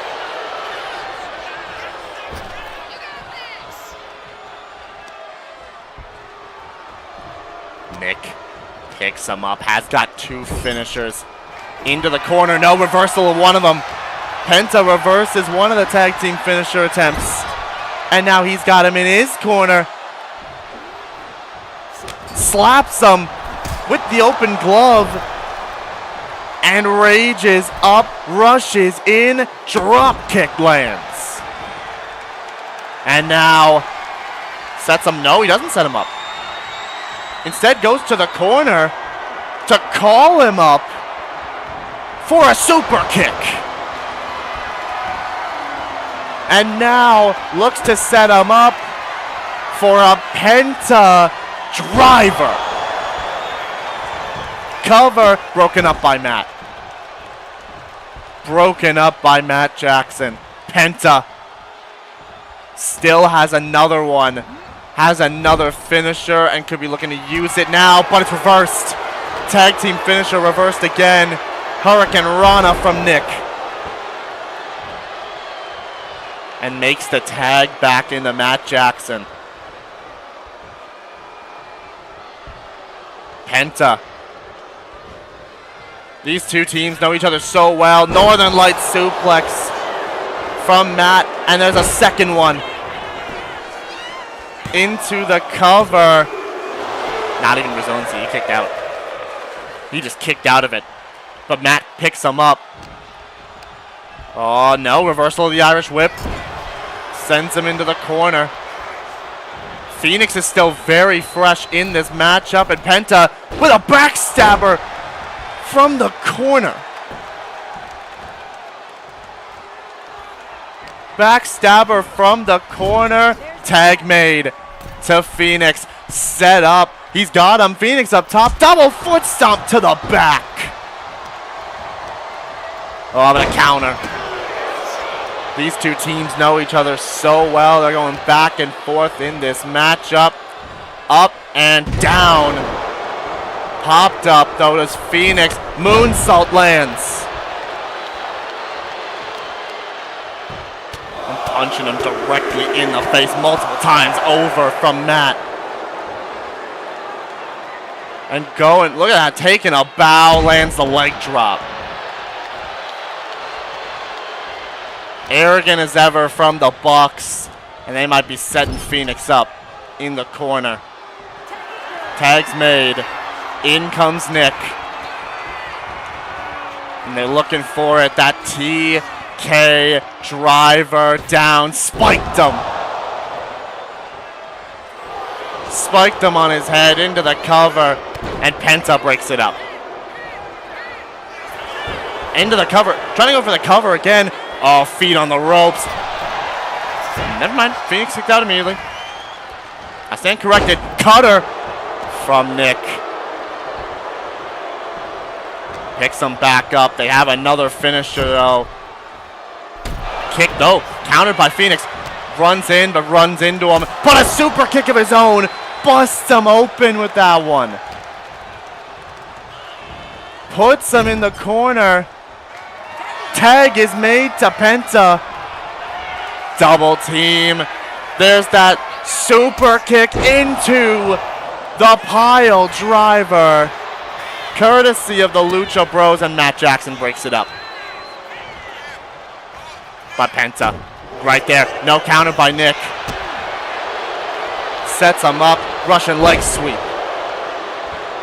These two teams are putting on a little bit of an instant classic of tag team wrestling. Oh, countered. Countered by Penta. Shots to the head. Sling blade delivered.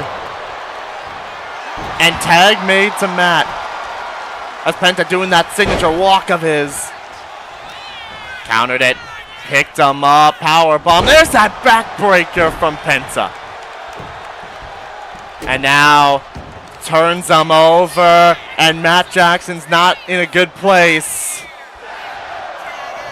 The sacrifice has been hit. The arm's been sacrificed. And Nick has to come in to break it up. And now look at that. Penta. Sling blade, down goes Nick Jackson. Oh, but no, there's Matt, though, with a spear. Spear drops him. And now a leg drop delivered. To Penta. Picks him up. Oh, no, countered. Countered him. Clothesline sends him down. Goes to the corner. Tags out to Phoenix, who has a signature and is still very fresh. Off the rope, moonsault to the back. turns him over. And now going to work. Phoenix, we saw him do it earlier on in the matchup. He's going to do it again now. Going after the arm that just got sacrificed by Penta earlier. And then drops the knee down. Has a signature built up. Kick to the gut. Phoenix, no, tried to go for it. Went for a Mexican destroyer, but caught by Matt. Clotheslines him down. Oh no, countered. Countered by Phoenix. Sends him into the corner. Tag made to Penta. Double team from the Lucha Bros. Double back body drop, and Matt's stunned. Matt is stunned. And into the cover. Off just a kick to the back. No, not resiliency. Not resiliency on that one. Turns him around. Sets him up. Penta driver. Delivered in the center of the ring. And Matt burns resiliency. This is tag team wrestling at its finest right here. Puts him in the corner. Tag made to Phoenix. Double team. Oh, they're just going for it normally. Super kick into the pile driver. No, but the swanton avoided by Matt. Picks Phoenix up. Puts him into the corner. Oh, wait. He stopped Nick. Nick tried to get a cheap shot in. Phoenix stopped him. Oh, no. Reversal of the Irish whip. And a super kick from the corner. Super kick from the corner to Phoenix. Penta breaks it up. Picks him back up. Phoenix in trouble. Hurricane Rana. And the punches land onto him. And makes the tag to Nick. Nick Jackson tag back in. Still has resiliency. Still pretty fresh. Has a finisher as well, but so does Phoenix. Drops him right away into the cover, and Matt comes in to break it up. Oh, wait. Rage is up. Rage is up. Flies in. Frog splash from the springboard and tags out to Penta. Making sure if anything goes wrong, that Penta is still able to come in. Penta's still pretty fresh. Like Penta gained a lot of momentum back. Drop kick in the corner though lands. From Nick. Sets him up on the shoulders. Pop-up cutter. From Nick Jackson. Turns him around.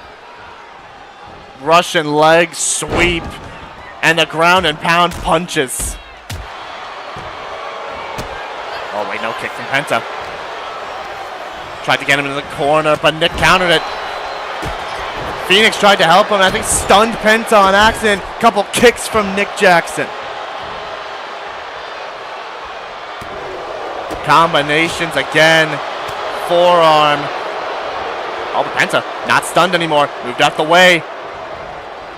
Puts him directly into the corner. And he got caught with it once. He's going to get caught with it again. Another Mexican destroyer. From Penta. Into the cover. And that's resiliency on Nick Jackson. The Bucks. Nah, I was about to say they're in trouble, but Nick reversing the Irish whip. Runs back, runs in, clothesline. And again, another clothesline. Down goes Penta and into the cover. Into the cover. Not even a two?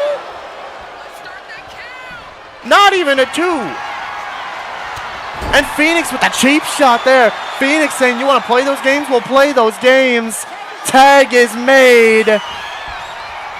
Sets up Super kick, pile driver. Down goes Nick. Into the cover. The Lucha Bros take down the Bucks.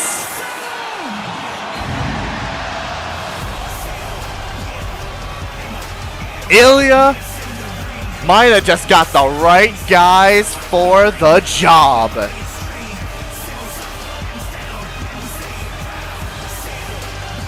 Penta and Rey Fenix pick up the victory over the Bucks. They didn't have Kenny with them, and Ilya was there for support, and Ilya didn't even get involved once. Watched the Lucha Bros do their thing. And now you gotta think that Kenny Omega might be furious. Kenny might be furious after everything that's happened. Because Phoenix and Penta are here. Now I think Ilya. Showing Kenny exactly what he can do and what they can all do together.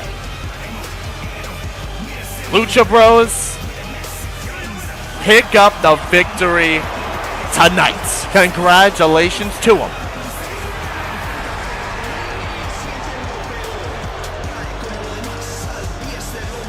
Congratulations to the Lucha Bros on the victory tonight.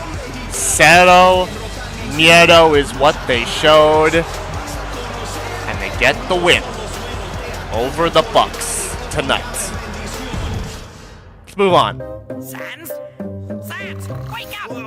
And now, from one fight Falling from the surface world. of tag team action to a 6-man tornado tag team match. It's Statement versus the Tyrant Syndicate. All of Statement against M. Bison, Bowser, and Shao Kahn, the tag team champions, against their challengers with a little help as well. Tornado tag team action right now. Let's get into it as we turn up the voltage.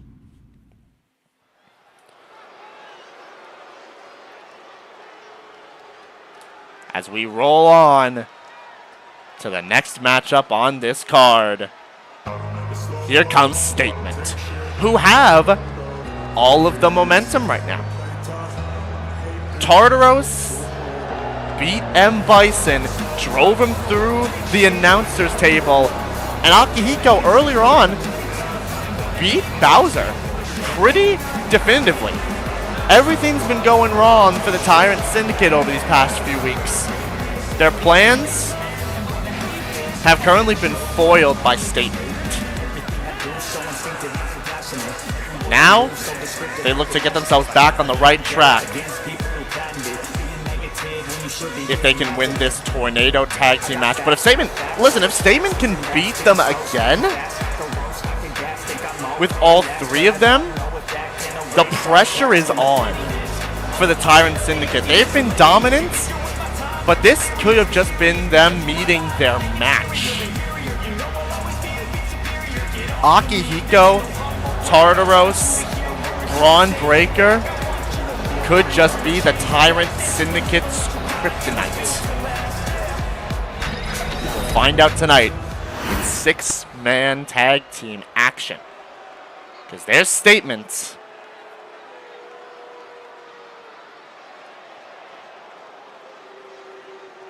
And here comes the Syndicate. The tag team champions Bowser and M. Bison, as well as Shao Kahn. There they are. The Syndicate have arrived.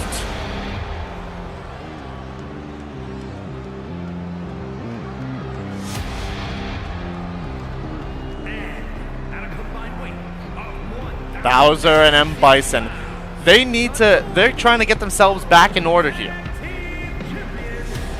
Because Statement have just been proving that they can beat them at every turn so far.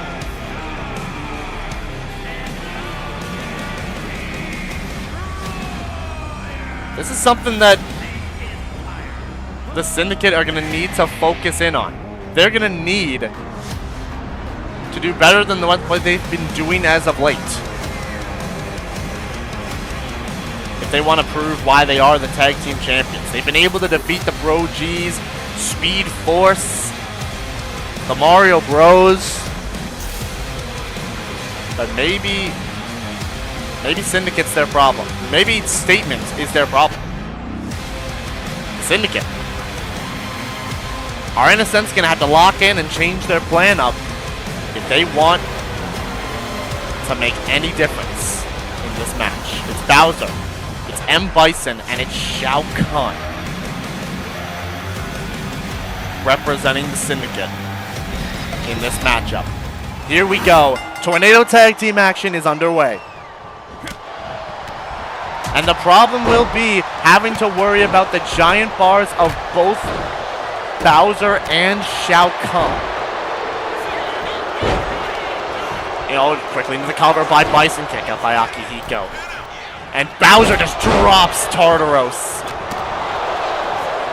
And it's looking like, right now, Bowser and Bison are focusing on the two they're going to have to worry about at Catalyst. And Shao Kahn is just dealing with Braun Breaker, who, keep in mind, might not fully be at 100% considering whatever in the world that attack was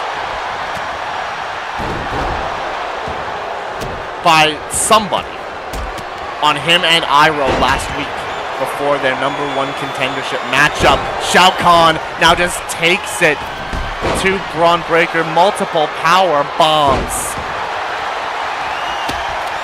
and just pushes Tartaros away as well. Bowser, up goes Akihiko, no, countered. Roll up on the outside. Tartaros takes it to Bison. Shao Kahn lifting up Braun and a choke slam. And the Syndicate now have total control of this match. And Akihiko just got flumped as Bison has that kendo stick, but Tartaros knocked it out of his hands. But a counter again as Bowser takes it to Braun. Shao Kahn and Akihiko picked him up, dropped him down.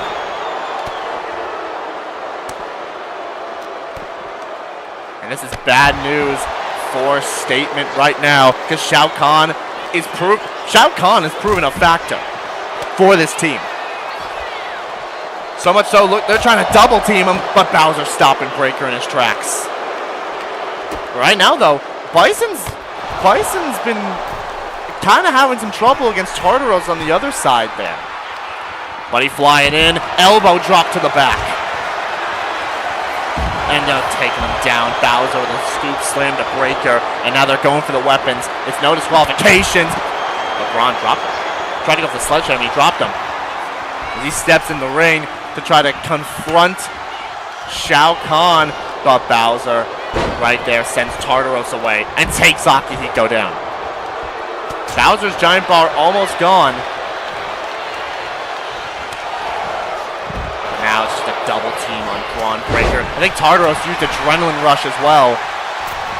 Oh my gosh, down goes Bison. I think he just took Akihiko out, and the Brunt just took out Bowser as well. And the Psycho Killer to Akihiko.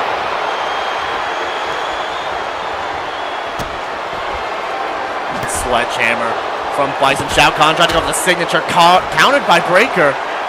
But the signature reversed back, and Breaker stunned. And Akihiko sent back into the ring by Bison, right to where the rest of the Syndicate are. Bowser drops him. Plants him hard with the shell shock, but it's broken up by Tartaros. Bowser still has that giant bar, it seems. Because Tartaros can't take him down. Lifted and planted with a choke slam. It just puts an arm over him, but the rope break still exists. Oh, into the cover on Akihiko. Shao Kahn put his feet on the ropes. Breaker just tossed Bison into the apron. Or into the barricade, sorry. Oh, kendo stick shot. Delivered to Tartaros, and Shao Kahn taken down, and the giant bar is gone. The giant bar on Shao Kahn is gone. So is the bar on Bowser as well. And now it's Bowser having to contend with both members of Statement at the same time, but Bison steps into the ring. Oh, there's the Dictator's boot. He covers Tartaros. He covers Tartaros instead. Kick out though. And I don't know when, but Akihiko, I think, burned resiliency. I don't know when that happened, but he just got nailed by Bison with the Psycho Crusher into the cover, but Tartaros broke it up. Signature reversed by Breaker. Look at Braun, the strength.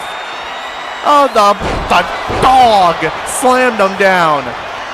And Akihiko stops Bison from breaking up into the, not even a 2 count. Not even a 2 count.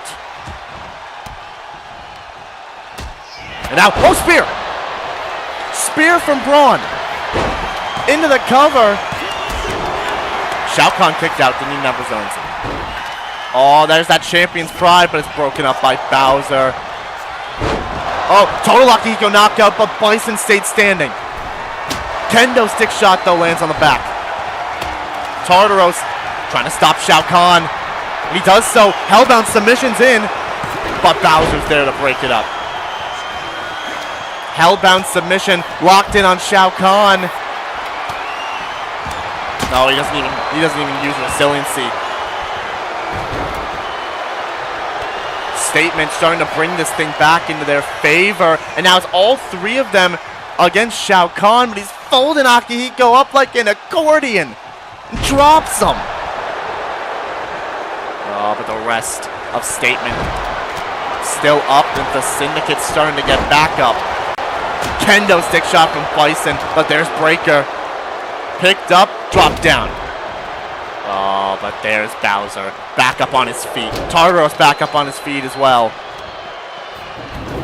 Oh my gosh, Shao Kahn's got the steps. Oh, Tartaros stopped the steps from being used. And Akihiko's got a chair. And they don't even see it. Bowser just took that chair shot. Sends him out of the ring. Breaker sent out of the ring as well. Tartaros sent down by Bison. And Bowser's there. Taking it to Breaker on the outside. Keep in mind, Breaker and Shao Kahn both have finishers. But Akihiko doesn't have resiliency. And Bison gut-wrench powerbomb. Headbutts from Shao Kahn. Bison drops Akihiko as well, and now it's the Syndicate. They're starting to take control of this match. Oh, Breaker is going after Shao Kahn, gets caught sending the steps as Akihiko just gets dropped by Bison. And Shao Kahn in the corner, waiting as all of the Syndicate are so fresh, and most of them have weapons. Breaker's raged up, spears Bowser, but he stayed standing. Bowser stayed standing off that spear, and Tartaros is in trouble now. Left to his own devices, on his own. Dictator's boots. But Statement get back in, but not enough time to break it up before Tartaros had to burn resiliency. And there's Shao Kahn. Baseball bat in hand, taking it to all 3 of them. Countered by Breaker. Breaker still has a finisher. Tried to back up, hit the clothesline on Bison. Or, not Bison, Bowser. Got Shao Kahn by the throat. Lifts him up, plants him down. All Bison's removed the announcer's table parts. Breaker has the kendo stick, and Tartaros got back in the ring. Statement. Trying to get their way right now. I think Shao Kahn might have used Adrenaline Rush, and that's scary. Oh no. Tartaros is down. Tyrant's Judgment to Breaker. But Tartaros got back up in time to break it up. Tartaros got back up in time to break it all up. Tartaros trying to take him down. But finish reversed. Finish reversed. Spear to Bowser. Takes him down. Bowser had to burn. Bowser had to burn resiliency. Spear to Bison. Bison doesn't have resiliency. Into the cover. No, kick out. Kick out by Bison. Statements brought this all back.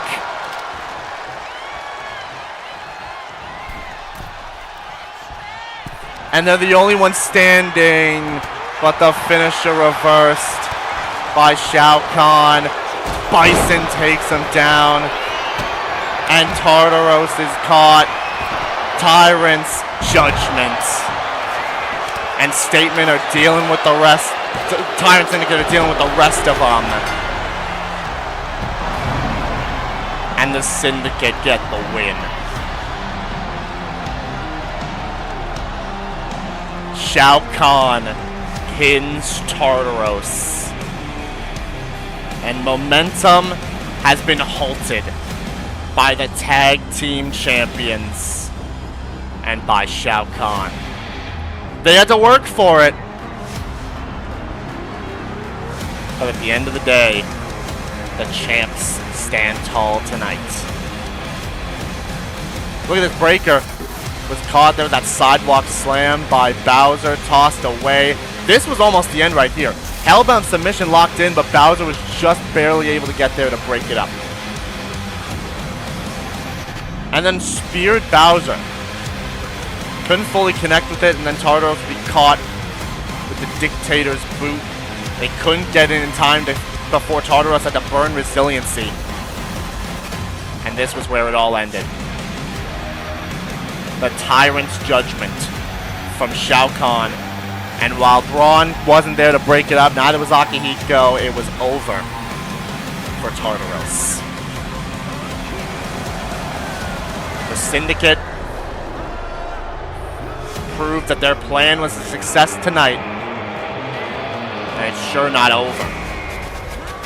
It's going to be an insane contest between those two teams as they go at it for the tag team titles. But until then, let's move on to the show. And now, before we can even get into our next match, it's time to hear from the Intercontinental Champion, Will Ospreay. He's got some words to say about all the recent attacks on opponents who have been trying to challenge him for his Intercontinental Championship. So, the floor is his. The crew is ready to go. Let's see what Ospreay's got to say.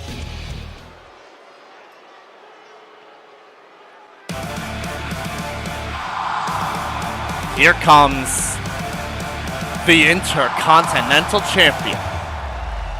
It is Will Ospreay.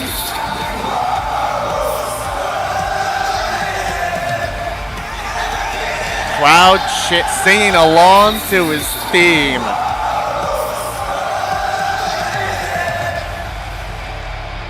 Ospreay.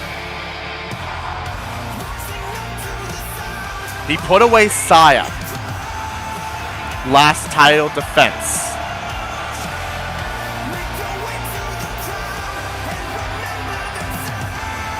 Last title defense, he put away Saya Killer in a pretty good matchup between the two. Ospreay now has wanted to fight a new challenger, but every time he could, somebody stopped them from doing so.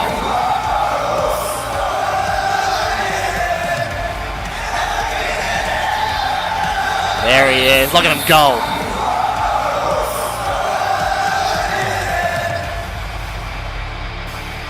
Ospreay. That's an Intercontinental Champion to be proud of.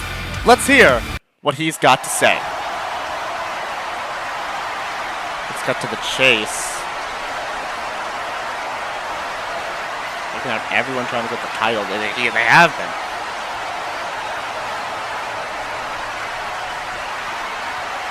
You're dang right. Calling you out for Catalyst? All right, Will, I see. That's what you love to see from a fighting Intercontinental. What happened to the lights?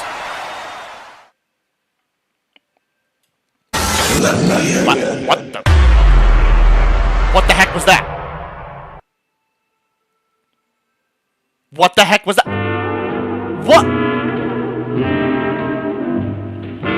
What happened to Ospreay?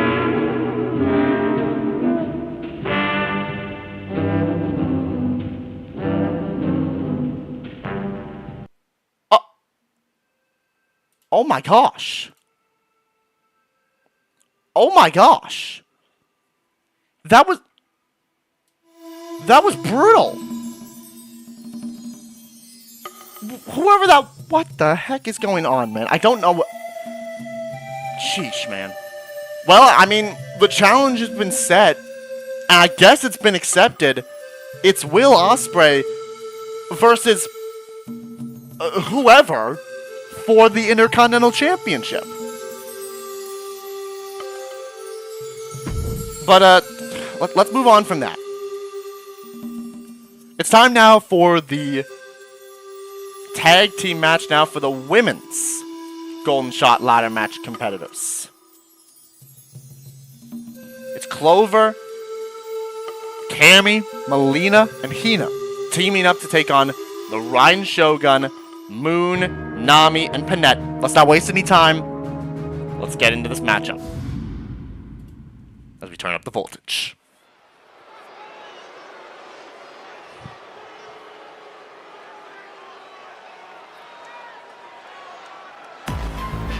And here we go. Coming out first, it is Clover Field. We saw in the Battle Royal involving everybody in that Golden Shot ladder match for the women. Clover was a little sneaky. Trying to get some quick eliminations throughout the matchup. I think was able to get one as well. But Clover wasn't able to come up with a win in that Battle Royal, but teams up with some very nasty competitors. Clover looking to reassert herself back into the main event scene. And Briefcase could do just that for Miss Clover Field. Coming out next, though, is another... This team might just be filled with dominant forces.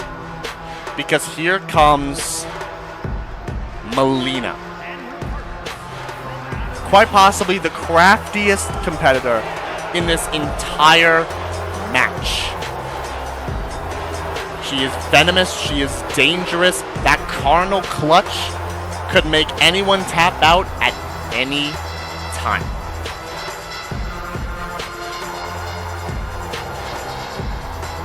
I'll tell you, man, it is not a good move to be on the receiving end of, as we've seen from the likes of Marin, from the likes of Miu, who Mileena beat to qualify for the Golden Shot ladder match. And I just gotta say, whoever has that briefcase, or whoever has that title, if Mileena wins Golden Shot, I would be so careful. I'd be waiting and I'd be watching, because Mileena could snatch the title at any time. And she's proven she can go the distance in situations before. But here's someone who has been looking to prove herself.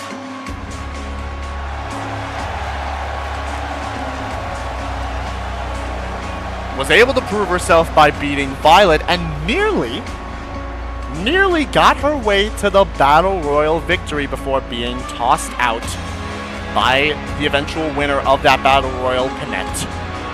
It's Hina. As I said before, Hina took a little bit of time away, came back and seemingly reinvented herself. showed off what she can do, beat Violet to get into the ladder match, and now could seize her moment. Capitalize on everything that has happened for her and the momentum that she's been gathering in order to pick up that briefcase and pick up a necessary opportunity for Hina. Chance of a lifetime.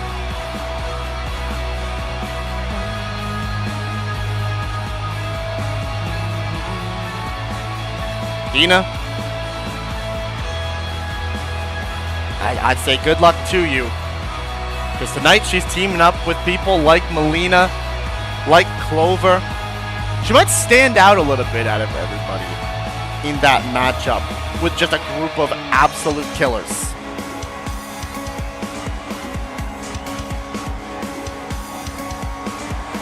But Hina's unfazed by it all and looks now to seize her moment. Blows out the lantern.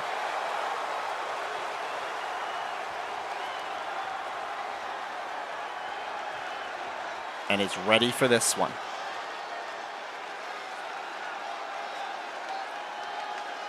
Third participant for that team.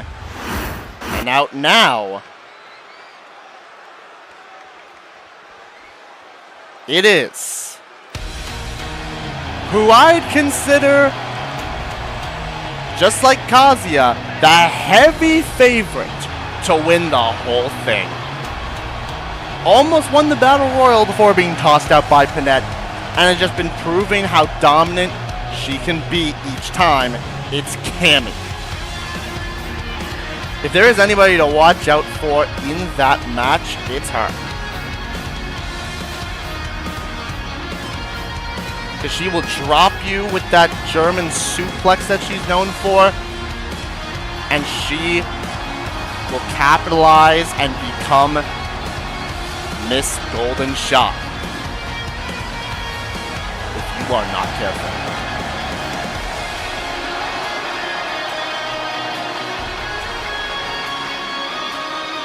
Cammy rounding out the final aspect of that team. Coming out next, though, for the first part of this team, it's somebody who might have been conserving their energy at the Battle Royal. It is a Moon Mage. If you want to talk about a fan favorite, this is it right here. This is one of them. Moon Mage has been trying to get opportunity after opportunity. Could this opportunity be the one that she wins? Could very well capitalize on everything that has happened for her. And finally get that momentum boost, that briefcase, and the opportunity that she has been wanting.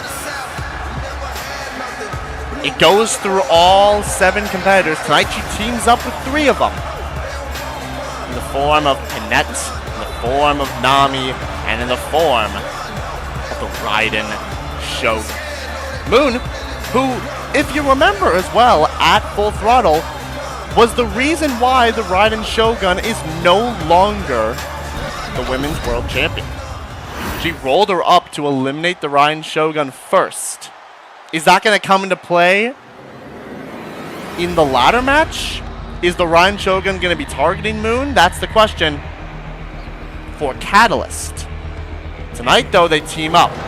And they team up with the one who played it smart. Snuck her way to the Battle Royal victory without having to do too much. Panette just eliminated Moon Mage at the, eliminated Cammy at the end after eliminating Hina. And that's all she needed to do to claim victory. Panette looks now keep her win streak going. Could be. I wouldn't call Panette the underdog. There's definitely an underdog in this matchup, but could be a little sneaky favorite to win with what she has been doing. That Wyvern Sleeper, such a deadly move, and if you're on the receiving end of it, good luck. Out next, someone who's been desperate to get back to the Women's World Championship. It is the Raiden Shogun. Again, going to have to team up with the woman that caused her title loss in Moon Mage. Very phlegmy. As the Raiden Shogun looks now to Catalyst, looks to that briefcase as her way to get the title back. If I'm Chun-Li, I'm watching out for this one. Because the Raiden Shogun, if she wins the Golden Shot briefcase, could cash in and become a two-time Women's World Champion, the first of its kind. But that's then. Right now has to deal with this tag team match. And outlast for this team, the final member of the entire match in general, is the one that I would consider to be the underdog. Nami. Hasn't had a lot of opportunities to prove herself. Hasn't had a lot of opportunities to show what she's capable of. But a shock win over Urza Scarlet changed it all. Nami looks to defy all the odds, to prove that she's worth the hype, worth the adoration of the crowd. Because this right here, this is a fan favorite amongst everyone. Nami looks to show that she can navigate her way to the treasure that is the Golden Shot briefcase. Could you imagine that world where Nami gets that opportunity, cashes in on Chun-Li, and we could very well see Nami as our new Women's World Champion? It all comes down to Catalyst, which will happen not even 2 weeks from now, a week and a bit from now. But now, let's get into this 8-woman tag team match.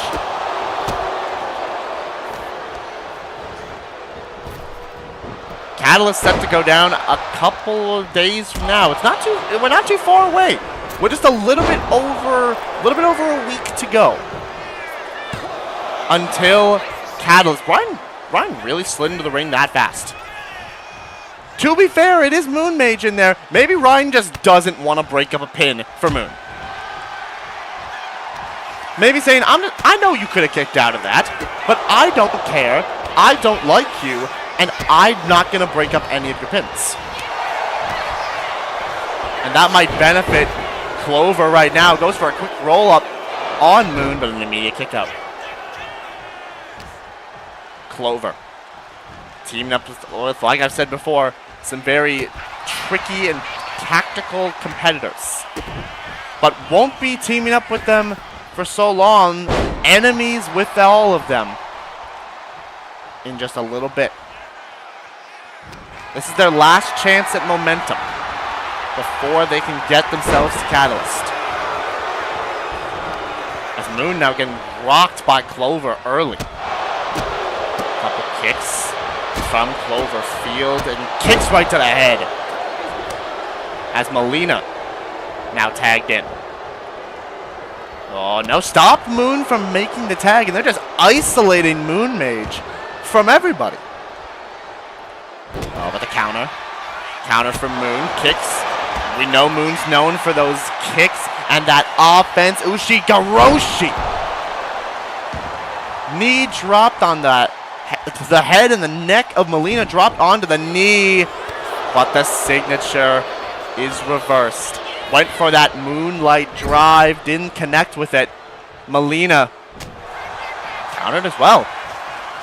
Moon, that arm drag there is kind of fighting an uphill battle early doors here, but showing out like she does. There's that clothesline from that combination. And now goes and walks right past the Raiden Shogun. I thought she was going to go tag in the Raiden Shogun. No, makes the tag to Panette instead. Off the ropes, and a shoulder tackle. Down goes Mileena.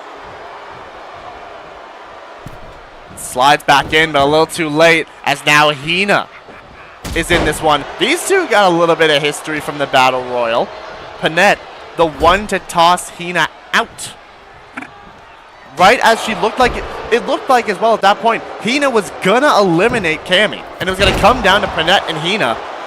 But Panette saw the idea, saw the tactic she needed, and just tossed Hina out of the ring, eliminated her, and then got rid of Cammy. And now going to work on the Ultimate Swimming Pro.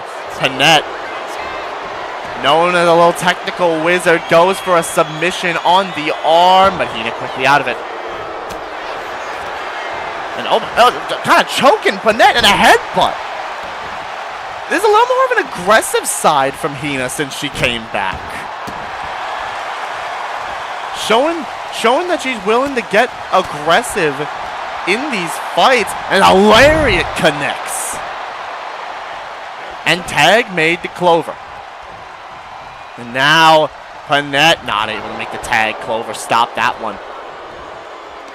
As Cloverfield has a signature and looks to use it right now. There's that axe kick. Lands flush on Panette into the cover, and Nami comes in to break it up. Oh, wait.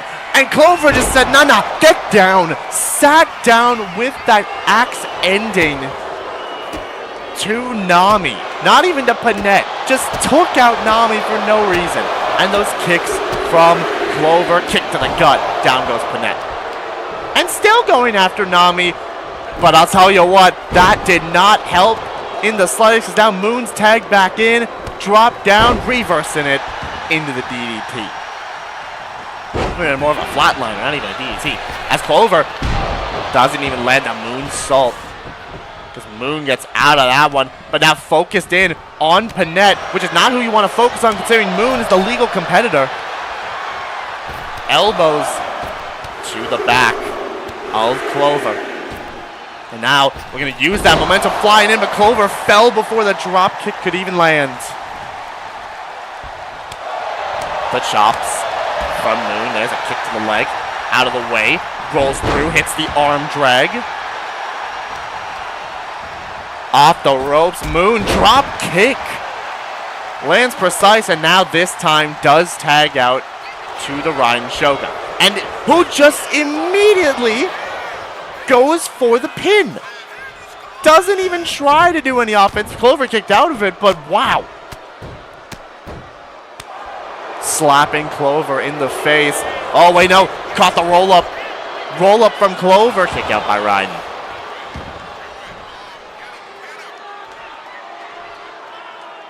Clover kicks. And, oh! Little step kick there from Clover. And makes that, oh boy, here we go. Makes the tag to Cammy White. The most destructive competitor in this matchup, but getting handled right now by the Raiden Shogun. Rolls to the outside, now rolls back in, and Cammy, Irish whip. Oh no! Raiden was gonna reverse that, and Hina, again, being aggressive, gets a cheap shot in. Hina's showing up and showing out here with that aggressive side. She said, I'm not somebody you want to forget about. in this matchup. Do not forget me, because I will make this difficult for everyone else. But right now, Raiden on the receiving end of a moonsault, courtesy of Cammy. Doesn't have anything built up, but Mileena sure does have a signature built up. So does Hina almost. Kicks from the Raiden Shogun up. Stalling suplex from the Raiden Shogun, doing a squats with it. Stepping down. Clover kind of doing some step-ups over there. Oh, there's that drop kick. There's that lightning quick drop kick from the Raiden Shogun, and Hina comes in to break it up.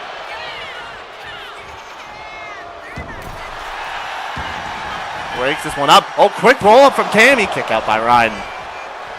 The Raiden Shogun gets caught though with a forearm. Cammy getting targeted here by the other team. Knows that she's the threat. Cammy's the threat. If she gets rolling, it's not going to be good for Raiden, for Panette, for Moon, and for Nami. And Cammy, I think, starting to get on a roll right now. And a kick. Oh my gosh. Let Raiden go just to do all that. And look at that. Moon's not even wanting the tag. Moon did not even bother to try to get the tag in. Let Panette do it instead. Hits the clothesline. Goes to the outside. Right. So does Cammy, who rolled to the outside. And out, doesn't even go after it. Just goes back in the ring. Goes back in the ring to stare down Hina. Just to set Hina up on the apron. DDT on the apron. There seems to be this problem between Panette and Hina, as well as a problem between Moon and the Raiden Shogun. And that's going to have a big effect on the matchup at Catalyst. Are they going to be too focused on each other to get the briefcase? But right now, they're not going to need to worry about a case. They're going to need to worry about this tag team match as Cammy sends Panette into the corner. They're countered out of it. Cammy has a signature, has a finisher. Power bomb position. Drop there. Moon tried to... Oh, wait. Wyvern Sleeper locked in on Cammy, and it's broken up by Clover, who now just gets tossed around by Panette. And just look at staring down at Nami and waiting for Cammy to tag. But Cammy doesn't even tag out. Cammy doesn't even tag out to Mileena, but Panette's going to make her pay for not doing so. Concussion clause. And from there, it might be academic. Wyvern Sleeper's in on Cammy. Is she just going to get out of this? She doesn't even burn resiliency. Got out of it without even burning resiliency. And Mileena didn't even go in. That's how dangerous Cammy is. No resiliency burned on the Wyvern Sleeper. And Moon just stepped into the ring to get caught by Cammy. With that combination, that Delta Red Assault, and that's opened up the door for Panette into the cover. And now Cammy has to burn resiliency. Enziguri to the side of the head. Cammy now makes the tag into Mileena. Oh, but turn around. Panette, German suplex, down goes Mileena. And then just stomps on Cammy for no reason.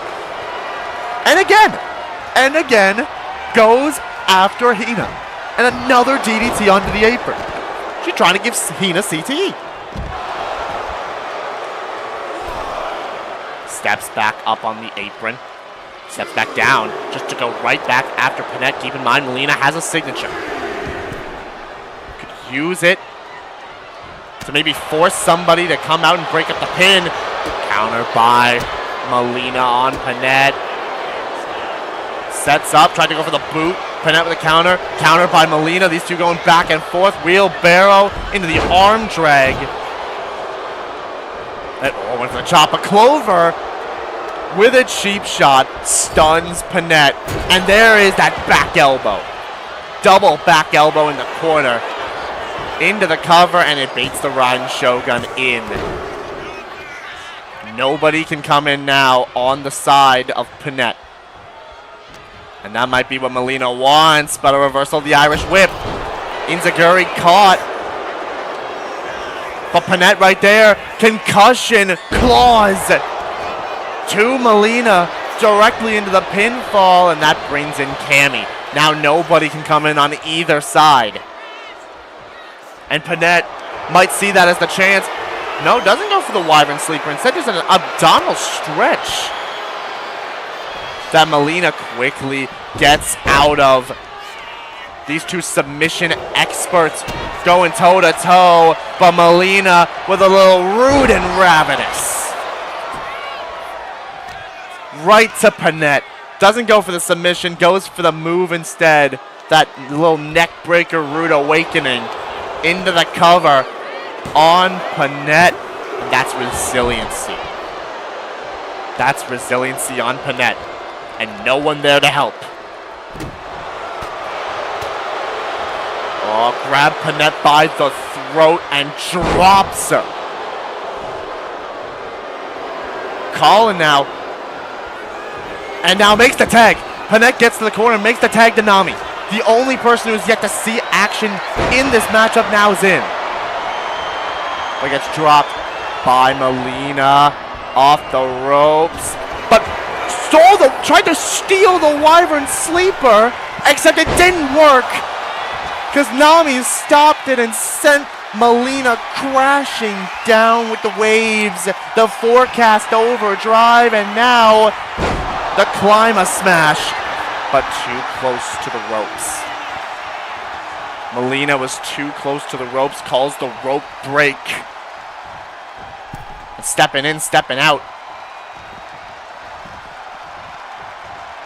Nami stepping back out again. And now looking to fly in springboard style Hurricane Rana.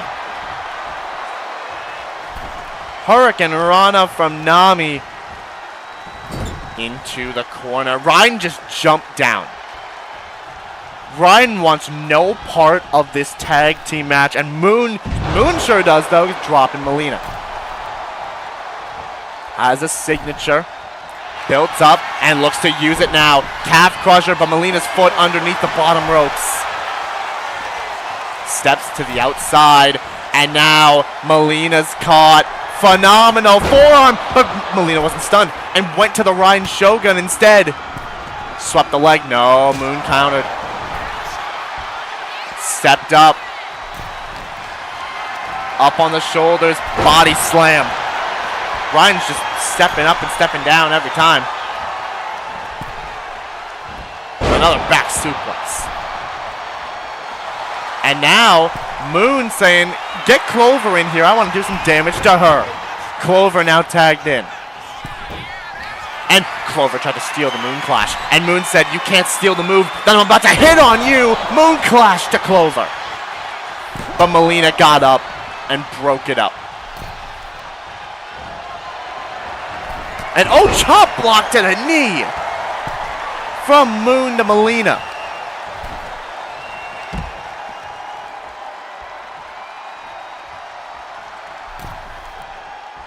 Now Moon takes Clover down. Looks to set up here. Might be looking for a second Moon Clash. This time it's pop up, down. Rolls over, but Mileena gets in to break it up. Forearms to the face, kick to the gut. And Moon sent up here. Oh, pile driver. Pile driver from Moon. And now, saying again, let me do some damage to the next one. Here comes Cammy. Inzaguri. Moon's trying to weaken every competitor on that team. And remember, Cammy's already burned resiliency in this contest. and going after the legs might look to weaken them for that calf crusher. But instead, backs up. No, doesn't go for whatever she was going for there. Cammy got back up. And now, like I said, calf crusher locked in, but again the ropes saving Cammy. And Moon goes to tag out and tags out to Nami. Again, not tagging in the Raiden Shogun.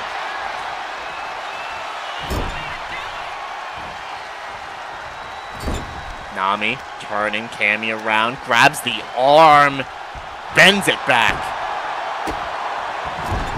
And now choking Cammy out as well. Nami's starting to build up some momentum here. Goes to the middle ropes, but Cammy popped up, but got kicked away and stunned. Kicked away again by Nami, and flies in with a forearm. Right to Cammy, quickly into the cover. No, kick out at 2. Cammy not done just yet. She already burned, but now burns adrenaline rush. Feeling the adrenaline coursing through her soul, but the tag's made to the Raiden Shogun. Tackles Cammy down, and now could look to set Cammy up for the end. But no.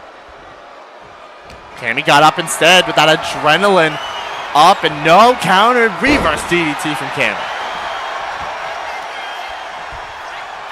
Doesn't have anything now, but could look for a power bomb on the Raiden Shogun. Gets every ounce of it. And goes to her corner, tags out. It's the freshest competitor in the match in Hina. Maybe not fresh for much longer though, because Raiden up and down with that running power bomb, that Shogun's Wrath. Moon stepped down again, doesn't want to make the tag, and now from the corner, lightning strikes twice. Into the cover on Hina. She kicked out. And Clover did step in, but Hina kicked out. And now turns her over and sets up for it. Looked at Moon Mage as well. The Eye of Stormy Judgment. Into the cover. Cammy slides in, but it's a little bit too late. Hina has to burn resiliency. And now goes after Cammy. Power bomb position. Planted. Ryan, you gotta be focused, because there's Hina. Clothesline to the back of the head. Sent into the corner. Hina backs up, runs in. Slaw went for a body splash, and the Raiden Shogun moved out of the way. Stomping away on the arm of Hina. Cammy's still down. Oh, Raiden sent Hina into the ref. Up and down, full Nelson slam. Oh wait, roll up from Hina. Roll up kick out by Raiden. Duck the clothesline. Trying to go for a shot to the throat, but it gets caught with a tackle. Now, Raiden, what are you doing? Crawling. And those headbutts landing on Hina. Sheesh. Don't know what was with the crawl there, but like, alright, sure. Into the corner. No, jump down. Nami jumped down. I think was trying to get the Raiden Shogun to tag in Moon Mage, and then Moon jumped down. Oh, countered. Backs it up. And brushes off the shoulder, saying, this is nothing for me. Drop kick. Up and down goes Hina.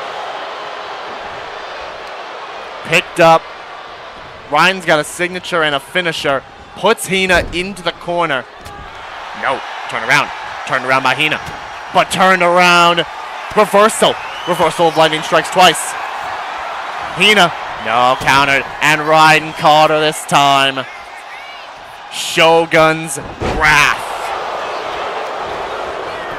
Into the cover on Hina. She got the ropes. She grabbed the ropes. And Lorenzo saw it, grabbed the ropes, and that saved her. Yo, everybody's been smart with these rope breaks in so many of these matches. And reverse lightning strikes twice again. Hina's got lightning strikes twice. Scouted. Picked up. Forearms, punches from Hina. The counter. Counter from the Raiden Shogun. Super kick caught by Hina. Clothesline again. Sets up. Ryan's almost stunned. And now is stunned in the corner. Shot to the gut. Hina sets up here. Oh! Down! A little, almost like a neck breaker of sorts. From Hina, and now locks in. Let her win. Let her win in, and Moon comes in to break it up. Even though I think the Raiden Shogun would have actually just got out of it normally. Oh no, Panette with the cheap shot. I think Hina might have been looking for that Sister Abigail. But Panette stopped that from happening as Hina tags in Clover. Clover back into the fight. And now, I don't know where Mileena and Cammy are going. They're just staying there. Okay. Clover looking to fly in from the middle ropes into that drop kick as well. Connects on the Raiden Shogun. Sets up, looking for not the axe ending, but the axe driver. Into the cover. Panette didn't get there in time. Raiden had to burn. And now, no, I thought I was going for the axe kick. Instead, just a couple kicks to the face and slams her head into the mat. Oh, but Raiden Shogun's back up. Ryan's back up. Rolls up Clover. Into the cover. No, only a one? Only a 1 count on Clover. Shot to the back. Forearms from the Raiden Shogun. The most damage out of basically everybody in this matchup. Up and down face first, though, goes Clover. And makes the tag into the fresh Nami.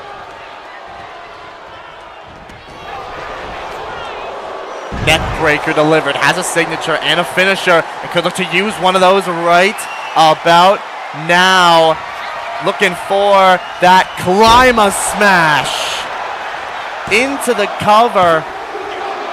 Hina came in, but Clover didn't even burn. Clover didn't burn resiliency there. Oh, went for the sling blade. Countered. Clover from there. Axe kick. And drags Nami away from the ropes. Might try to bait the Raiden Shogun in. Cover. No. Raiden doesn't get baited in. Might be playing smarter. Knows better than to step in early. Big boot from Clover. And now goes to tag in Mileena. This has been an insane matchup between all 8 of these competitors. Oh no, counter. Nami versus the signature, and a crossbody lands. And tags out to Moon Mage.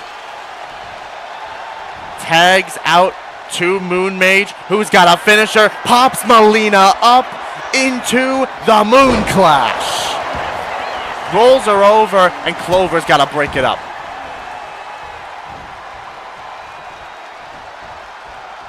Oh, kick to the gut.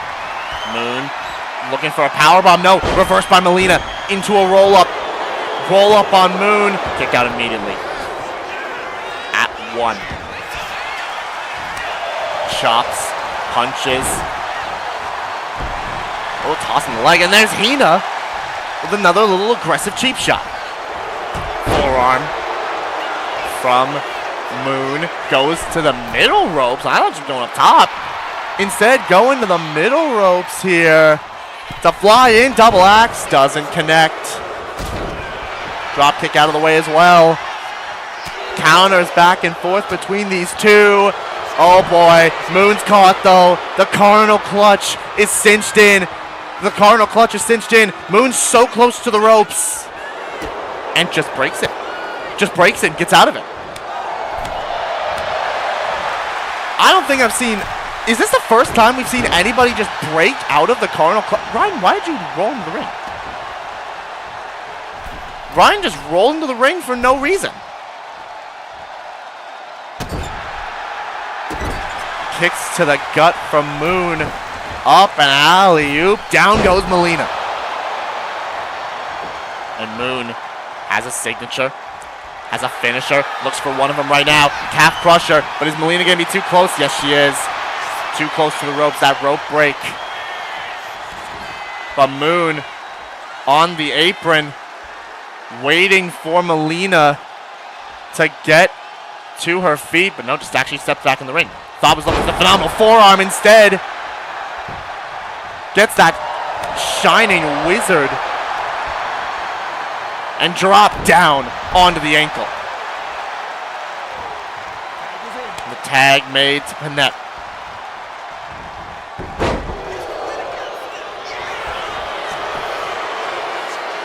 Oh wait, Wyvern Sleeper locked in on Mileena. I looked away for a second, the Wyvern Sleeper got locked in and Mileena had to burn.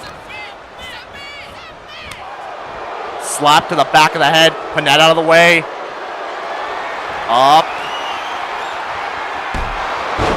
And down.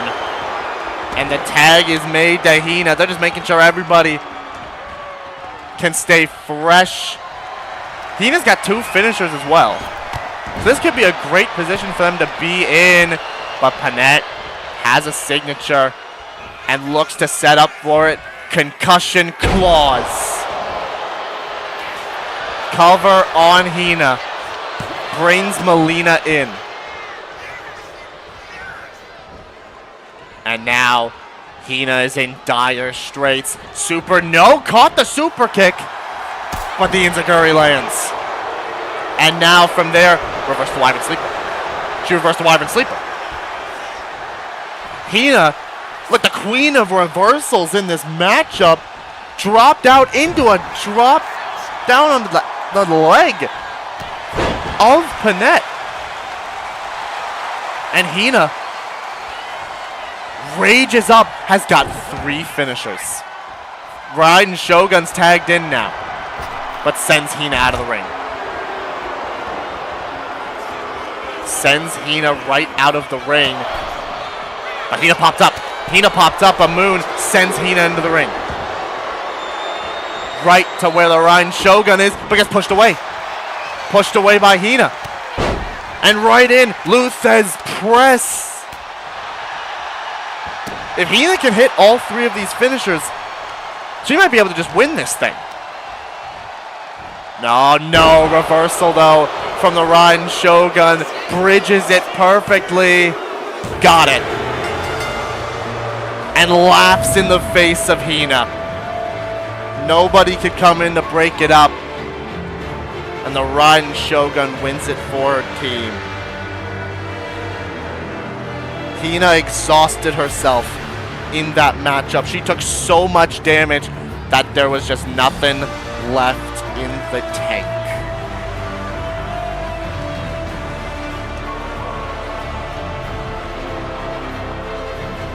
And it's a win for Moon, for Nami, for Panette, and for the Raiden Shogun.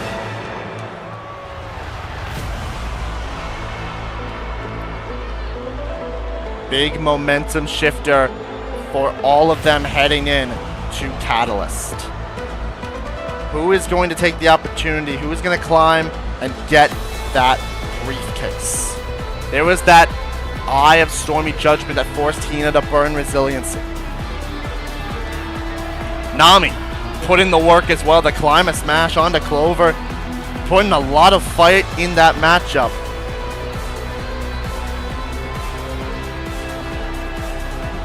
Just wasn't enough. As that axe kick would land later on. Moon would get some moon clashes in. But at the end of the day, it'd be the Raiden Shogun catching Hina off guard, bridging the pin perfectly, and Hina just couldn't survive any longer. Right here. This is where it came to an end. Moon, Panette, Ryan. Hey! These two actually kind of celebrating together this time around. How about that from those two? A win for these four tonight as we head to Catalyst in just a little bit of time. Let's move on to the next matchup of the night. It is the tag team champions on the women's side taking on the challengers who were not able to pin them. They get their rematch tonight. It's Yor and Yuffie, Pretty Lethal, taking on the tag team champions in Control, Android 18 and Susie. So, can Pretty Lethal get their revenge and maybe put themselves next in line for the tag team titles? Or can Control pick up another victory? Let's find out as we turn up the voltage for the precursor to our main event.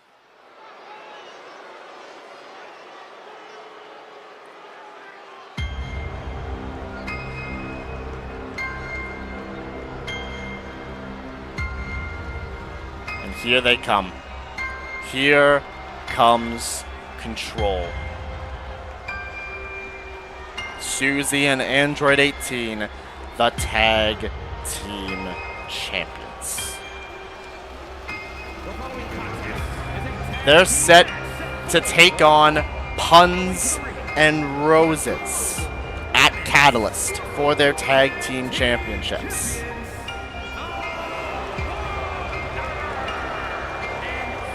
But tonight they look to put a stop to Pretty Lethal again. They've done it before. Can they do it a second time? Last time even was a pretty controversial matchup between them as well.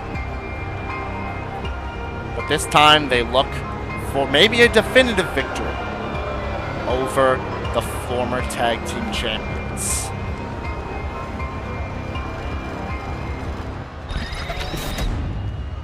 Let's see if they can do that. Because out next are the former tag team champions themselves. It's Pretty Lethal, it's Yor, and it's Yuffie. We said it before, one mistake proved costly for Pretty Lethal as they would lose their tag team championships off of one crucial mistake. That would give Control all the time that they needed, all the chances that they needed to put Yuffie down. Now though, Pretty Lethal look to get back at Control.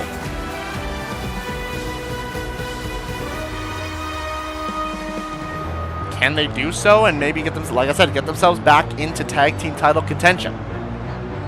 Once again, they could become the first ever two-time tag team champions if they so chose to.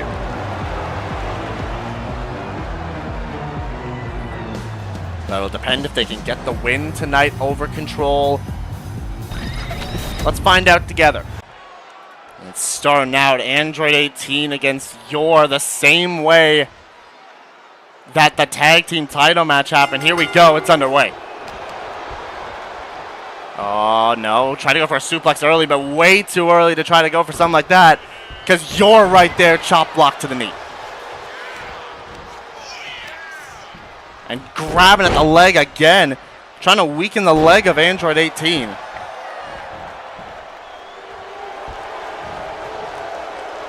Calls for Android 18 to get up. Yor, that high flying offense, there's a drop kick. Off, and there's a shoulder tackle delivered directly to Android 18, and a tag made to Yuffie. Oh, tried to go for a kick. Yuffie tried to go for a knee. Neither one connecting. Now these combos from 18, kick to the side of the head. And a moonsault from the bottom ropes. Takes Yuffie down before she can get back up. Control. Looking to establish control before they got to deal with puns and roses at Catalyst. You got to think, if Yuffie and Yor could pick up the win, they might be next in line for a tag team title shot. I mean, you think you beat the champions, you'll be next in line. But Susie rolls through into the drop kick. It's not looking too good at the start right now for Pretty Lethal, but we know they can turn things around on the dime, and that's what they're looking to do. Tag made to Yor. And set up little doomsday device. Quickly into the cover as well on Susie. Now just a 1 count. Just a 1 count on Susie. Turned over and now going to work on the legs. Going to work on the legs of Susie. Weaken that leg damage, weaken the Dragon's boot. Something you'll want to do up against Susie. Puns and Rhodes, you got to be thinking as well, they'll be watching this matchup. They got to be studying to see what they need to do to take down Susie and Android 18. Tag is made into 18. Gets caught with a clothesline by Yor. Forearms, stomping at the foot, and then an uppercut. And the tag made to Yuffie. Android 18 popping up though. Went for the drop kick, Yuffie out of the way. Kicks to the face. And now they're going to fly in. Springboard swanton to Android 18 into the cover. Not even 1. Or not even 2 count. Just barely the count of 1. Stepping at the arm. Elbow drop. But 18's back up. On her feet. And basically a Wu-Tai whirlwind connects from Android 18. Kicks again. Lots of kicks from both Yuffie and from Android 18. All 4 of these competitors very well known for kicking-based moves, and the tags made to Susie. Wade's tried to pummel Yuffie, but didn't get enough distance on it. Combinations. Susie now going for some combos of her own. Kick to the gut. And quickly just pushes Yuffie's face into the mat to go into the cover. And a kick out. Susie puts Yuffie back into control. Corner. Tag made to Android 18. Sets up and there's a drop kick. Planted. But the tag made to Yor. Yuffie gets the tag into Yor. Sets up. Reverse DDT. To Android 18 and now goes to the apron. Goes to the apron and sent down by Yor.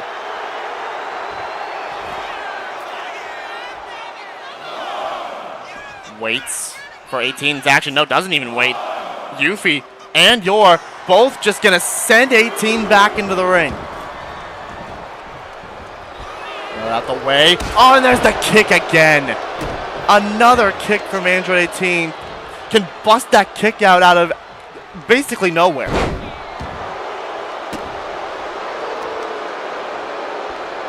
Oh, stomping on the arm. Turns Yor over and now goes for a submission. Locking in a submission on Yor, who's quickly out of it. Oh, no, trying to make the tag. 18 gets out of that one, though. Before the tag could be made, though, Yor dropped the knee. 18 back up. Couple kicks.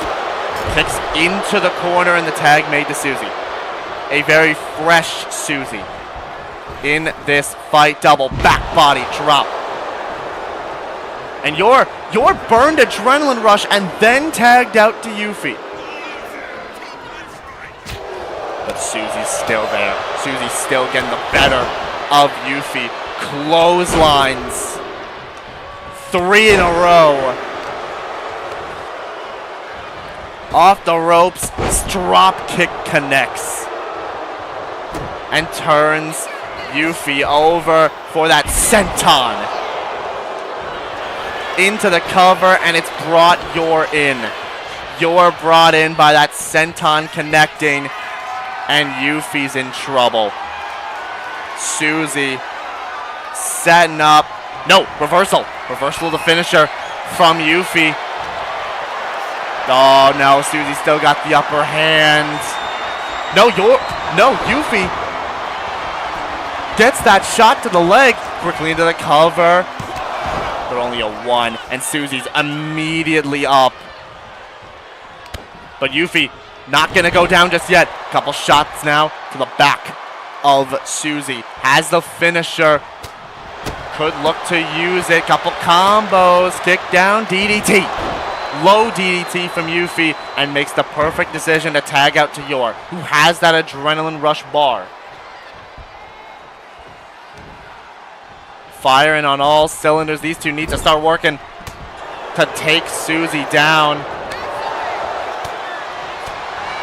Couple shots. Forearm from Yor. Kick to the gut. Power bomb position, but can't lift Susie. Can't lift Susie. Goes into the cover. On Yor. Kick out of 2. Doesn't bait in Yuffie. And back into the corner of control. The tag team champions. And the tag made to Android 18. And a drop kick again. Oh, no. Turned. Tried to turn Yor over, but gets caught, pushed away. And a kick to the side of the head from Yor. Quickly into the cover, and that's brought in Susie. That's brought Susie in. Has the finisher, so does Yuffie. But so does Android 18. But there's the Assassin's Embrace. Assassin's Embrace locked in on Android 18. Locked in on the Android. Doesn't even burn resiliency. She doesn't even burn resiliency. Yor thought she could at least burn resiliency on 18, but to no avail. But the tag made to Yuffie. Double team set up into the knees.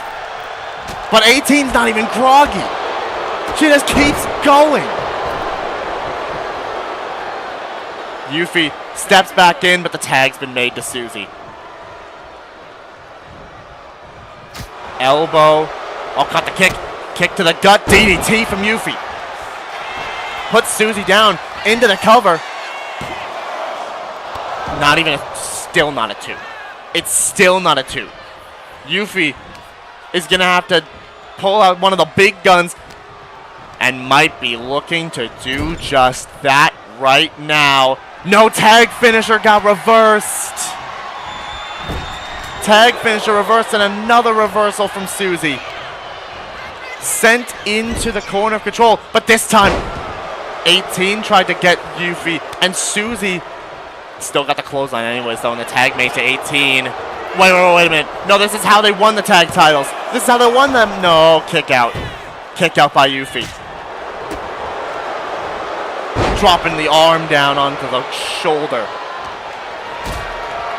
Kick to the gut. Android 18 looking for a power bomb. Lands it. But Yuffie popped right back up, but Susie's been tagged in again. Susie's been tagged in, and there's the Dragon's Boot. Off rip with the Dragon's Boot into the cover, and Yor breaks it up. But Susie has a signature, and it's the senton. And now looks to make sure that Yuffie is forced to burn resiliency. Wild Fang into the cover on Yuffie, and that's resiliency. That's resiliency burned on Yuffie, and now they might just look to clean it up. Android 18's been tagged in. No, Yuffie got the boot up. Yuffie got the boot up. Turns 18 around. Back suplex. Delivered, and has the space to tag out to Yor. who still has that adrenaline rush bar, but maybe not for long. Countered and kicked down. That barrier breaker. And then a body slam. And now goes to tag out to Susie. But you're right there. Got a little bit quicker. Kick to the back of Susie. Android 18's got 2 finishers in the tank. Oh, reversal of the Irish whip from Susie. Puts your back into the corner. Turned away, and then a German suplex with authority. And a knee strike as well. Oh no, tripped the legs out from underneath Susie. And Yor might need to make the tag because Yuffie's got a finisher. No, countered. Countered the tag attempt. A couple kicks there from Yor. Super kick into the German suplex. And stops Susie from making the tag. Yor's got a finisher. No, chopped her. Susie took the punch from Yuffie and the chop. For a punch to the face. Drops Susie. And now looks to go after Android 18. Punch as well, drop kicks down. And now makes the tag to Yuffie. Makes the tag into Yuffie. Susie just waiting. And makes sure, and just sends Yor crashing into the steps. Oh no! That might have been perfect planning from Susie, because Yor is down. Yuffie doesn't have resiliency. Drop kick lands into the cover. They might have just played this perfectly. They did. They did. Played it perfectly and pins Yuffie again. But don't forget about Catalyst. Don't forget about puns and roses. The tag team champions get the win, but Ruby and Yang might have seen everything they needed to see to get the victory over Control at Catalyst. We'll see that matchup go down 2-on-2. Susie and Android 18 versus Puns and Roses. But now we move on to the main event of the evening. It's a Gauntlet Eliminator. 10 women. Winner becomes the #1 contender for Chun-Li's Women's World Championship and will fight her at Catalyst. It's a big opportunity for whoever can snag the win.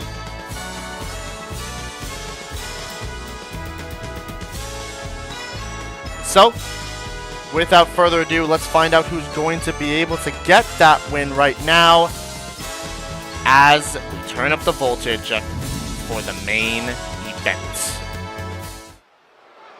It's a Gauntlet Eliminator. Every little bit of time, someone else will enter the match. The rules of the match are as follows. 2 superstars starting it. Every 30 seconds, another one will enter, and the match will continue until 1 superstar remains, and they will be declared the winner. Who starts off this matchup?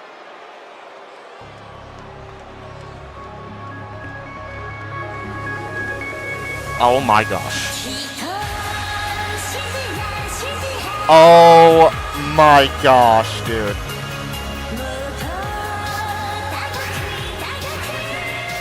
Just when I thought that she couldn't keep pissing me off, now she's in this. Okay. You know, at least she's #1. That's okay. You guys can eliminate her fast and we'll be good.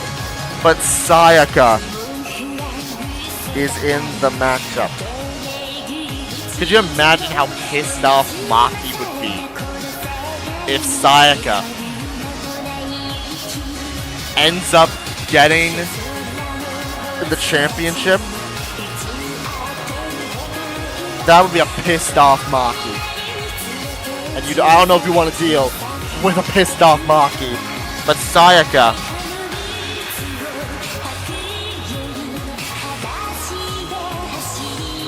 stepping in at number 1 for this matchup. Oh boy.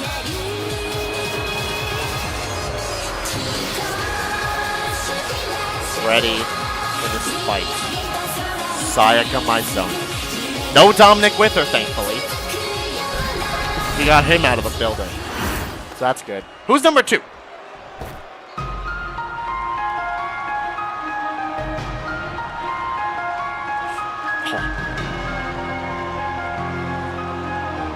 Y'all can't see it, but there is a grin on my face for how much Sayaka is about to get owned.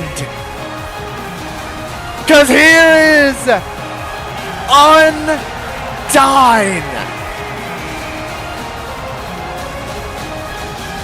the captain of the Royal Guard down in the underground. Oh yeah, man. Oh, it's gonna be good. Oh, it's gonna be good, man. We're gonna get Sayaka. A little taste of her own medicine here. Get a couple spears, couple shots from Undyne. I'd love to see it, man. Here we go. Undyne. Starting this thing number 2. To be honest, if anybody could win this thing from the start, it might be her. So let's see if she can. Look at the presence that she gives off. All in that armor. The battle against a true hero has begun. Undyne and Sayaka start this thing off. Here we go. Clarabelle calling the main event. Let's get this thing underway. And oh yeah, get her, Undyne, get her. I'm not normally biased, but this is a case where I am. Get her. Forearm to the face. And I'm going after the legs of my Zono. And we're getting already the next entrance. Sayaka, you're gonna not be able to deal with a one-on-one now. Because coming out next at number 3. Well, we just saw Puns and Roses a second ago. And number 3 is Neo. Neo at number 3. Apparently this gauntlet is all about some debuts. Neo, and look at that. They're both going after Sayaka. Oh yeah, man. Keep doing that. Keep doing that, you two. Keep going after Sayaka. As Undyne's got a chair. Oh no. Neo sent to the outside by the bolt that is Undyne. In comes number 4. And representing the Twin Dragons, it's Yukiko Amagi. Oh, and Undyne sent Neo into Sayaka. But getting out of it before Undyne could rush at him. Yukiko, fresh in, sends Undyne outside of the ring. Now Yukiko mixing it up with one of the new debutees in Neo. And now going after Sayaka. See, this is what we like to see. Oh, there we go. Double teamer. There we go. Let's go, girls. Let's go. Double team to Sayaka. And out comes number 5. Oh my gosh. We get to see Undyne and Rinka face off at the same time. Oh yeah. Oh, that's gonna be good. Rinka into number 5. Sayaka tried to go right after with a kendo stick. What do you think you're doing? Yukiko drop kick to Sayaka, and now Rinka and Yukiko going at it. Battle of Flame Users over there as we get into the next entrant, number 6, clothesline from Rinka. We still have yet to see the 2 confirmed ones, Miku and Estelle Bright. Oh, Choco! She's back! She's ready! First off, she's back, as in, like, she's healthy. And she's in this match! Last time we saw her, her legs got broken by Splendid. Uraraka's back. Oh, and there's the boot. The boot from Neo to Undyne. Uraraka. In this one, Yukiko quickly into the cover on Undyne, and number 7, representing Scarlet Justice, it's on to Kamiki. Oh, Chaka couldn't quite land Neo, and on goes straight after Rinka. Neo knee lands on Uraraka, and of course Sayaka's just going to try to steal the pin. But she kicked out at 1. That's right. That's right. Can't steal the pin there. Nice try, Sayaka. Get that out of here. Neo and Yukiko going at it on the outside. And there we go. Rinka and Undyne on the outside over there. This is what we love to see, man. Oh, a Superman punch from Undyne. And number 8. There is Hatsune Miku. The former Rumble winner. Could try to get herself back to the challenge against Chun-Li. If she can win this Gauntlet Eliminator. Roll up there. Miku in the rings. Tried to kick Rinka, couldn't quite connect with it. And now 8 competitors are in the ring, which means we need an elimination before number 9 or number 10 comes out. We know Estelle Bright is one of those 2. Don't know who the other one is. As Miku lifts and drops on. Drop down goes Yukiko. Miku and Sayaka, idol versus, well, a pretend idol. Sayaka ain't no idol, I'll tell you that much. She's a cheater.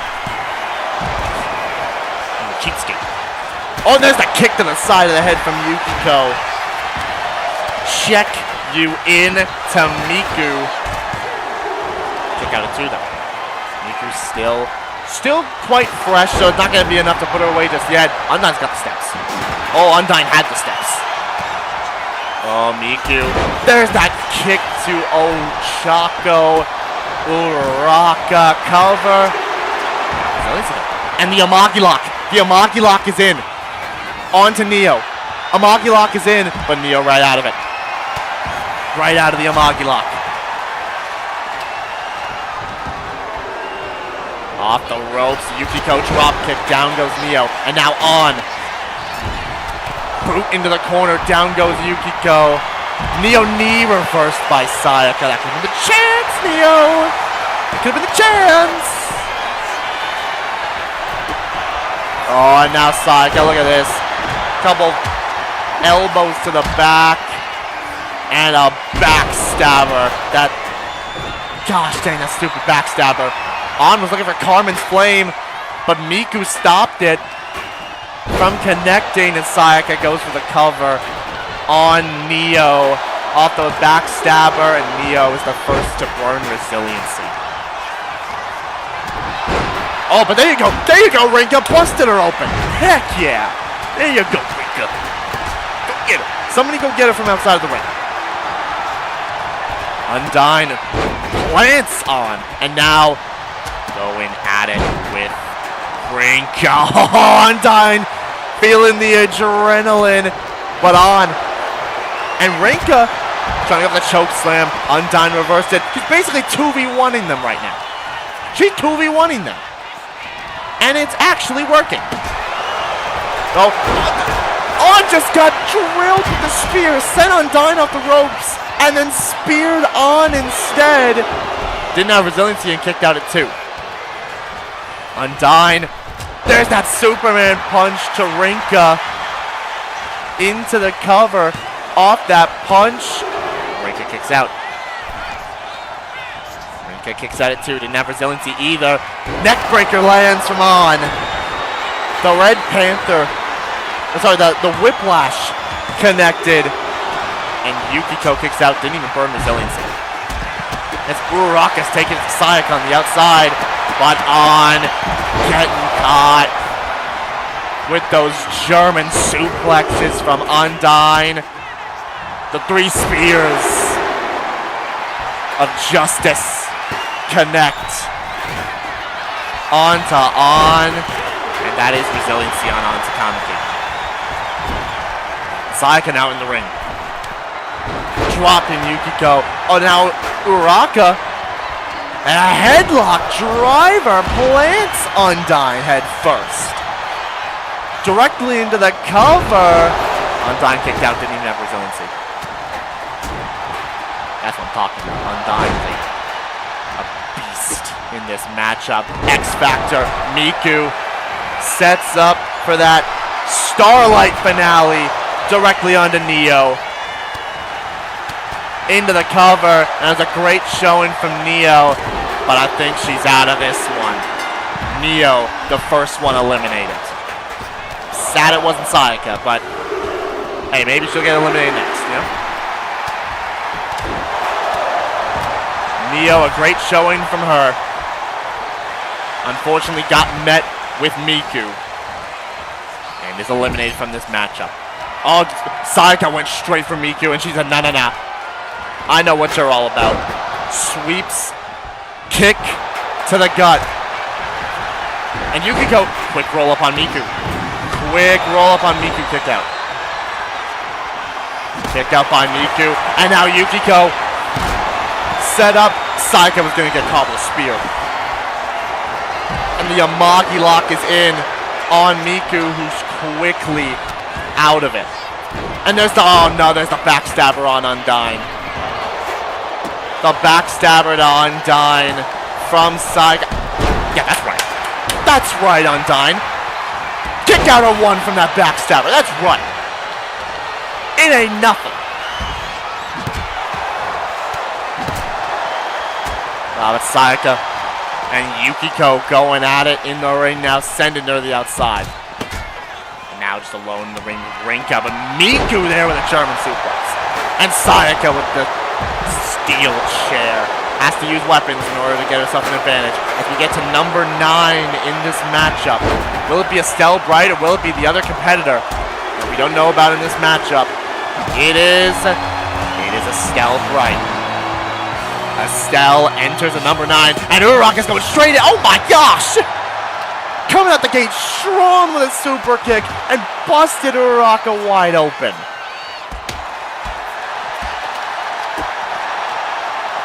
And now Estelle. Oh no, Uraraka was like, no, get over here. I'm not done with you. But Estelle takes it to Rinka, who I think used Adrenaline Rush to get herself back up from that side kick from Miku. Tossing Sayaka away as well. Uraraka! Little Salida del Sol from Ochako. Estelle steps into the ring, face to face with Yukiko. Steps out of the ring, actually. Oh, but Yukiko there. Well, like a stunner on the rope sends Estelle to the outside. Now, Sayaka is in trouble. Yeah, get her, Yukiko. Amagi lock is in. Amagi lock cinched in on Sayaka. She's got burn resiliency. Let's go, Yukiko. Let's go. Hit her with another one. Hit her with another one and end this thing. Get her out of here. Somebody get her out of here. Uraraka? Yeah. Yeah, Uraraka. Drop her. Head first. Pin her. Now, Estelle, why would you do that? Estelle, roll up on Uraraka. No kick out. Now go over there. Go over there. Go to Sayaka. Yeah, Uraraka. Yeah, there you go. There you go. Go for the pin. Come on. Count to 3. Get her out. Get her out of here. Get her out of here. Yo, you're not even good enough to have to be eliminated first. You had to be eliminated second. That's how irrelevant Sayaka Mizuno is. Get that, Uraraka. Let's go. Let's go, Sayaka. Get the frick out of here. You're done. Uraraka. That's what I'm talking about. We're down to the respectable 8 now. Undyne caught by Estelle. Rinka. Caught by Uraraka. There's Miku. Waiting. Super kick to the back of the head. And Rinka plants Miku down. Gets to the outside. Yukiko does kicks to Estelle. And now, is looking for the Amagi lock. Miku with the reversal. On just got crushed by the steps. Oh, but a knee right to the face from Yukiko. Listen, Yukiko's got a lot to prove as well in this matchup. A tag team champion could now go from be the first tag team champion to hold a singles title as well. If she can beat Chun-Li for it. Now we count down to entrant number 10. And number 10, as Uraraka just gets speared, and it's Monica at number 10. Monica in at number 10. Uraraka didn't burn his own suit. Uraraka just didn't burn his own suit.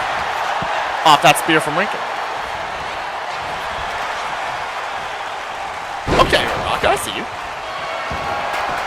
Monica now calls for Miku to get up and just tried to kick her. Tried to kick the arm. Got caught, and Uraraka gets caught as well by Estelle Bright. The Radiant Dance into the cover. I don't know when the referee got hit, but still resiliency on Uraraka. There's Yukiko right there. Undyne and Rinka. Undyne was going to hit Rinka with the steps. Tornado DDT. Took out Estelle as well. As now all 8 remaining competitors are in this thing. Rinka caught by Uraraka. No, kick out of 2. Kicked out. Back hack. Stun. Oh my gosh, what a cutter from Uraraka!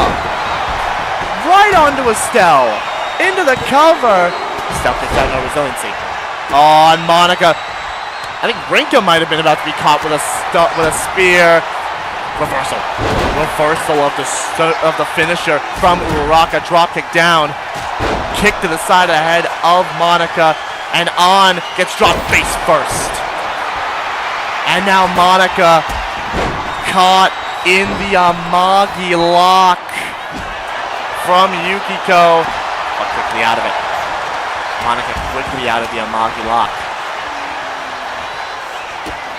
Kick now. DDT plants Yukiko.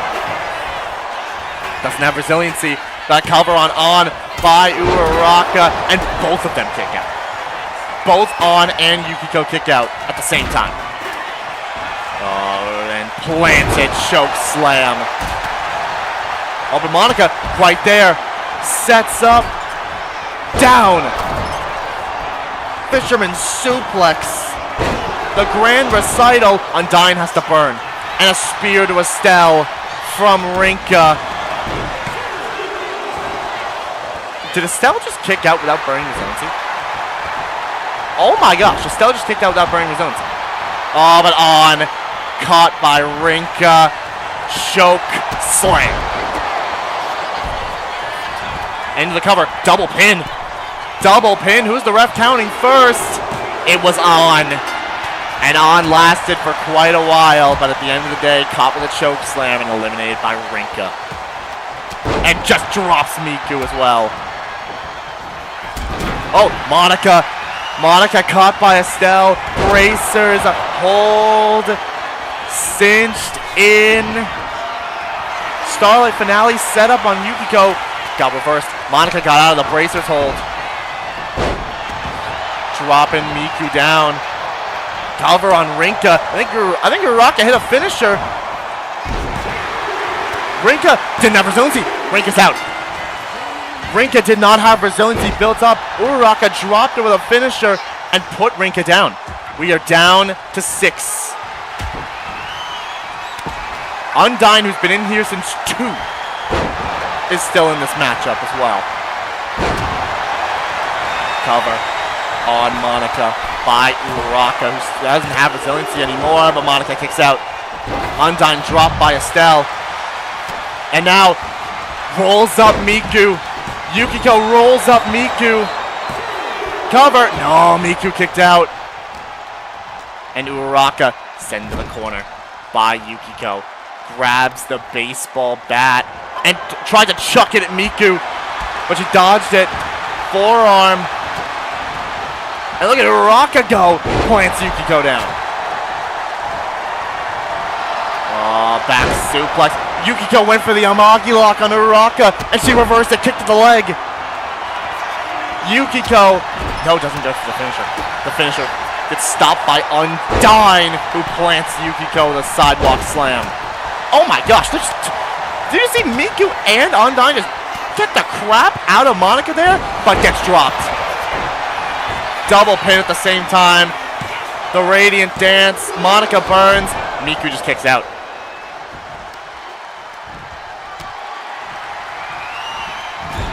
And now Estelle sets up for the planted move there. Estelle connects with the brilliant Comet, and Undyne is out of this thing. As the cutter lands on Monica, we might be down to 4 in a second. That's it. We're down to 4. It's Yukiko, it's Uraraka, it's Estelle, and it's friggin' Miku. Into the cover, off the knee. Estelle kicks out.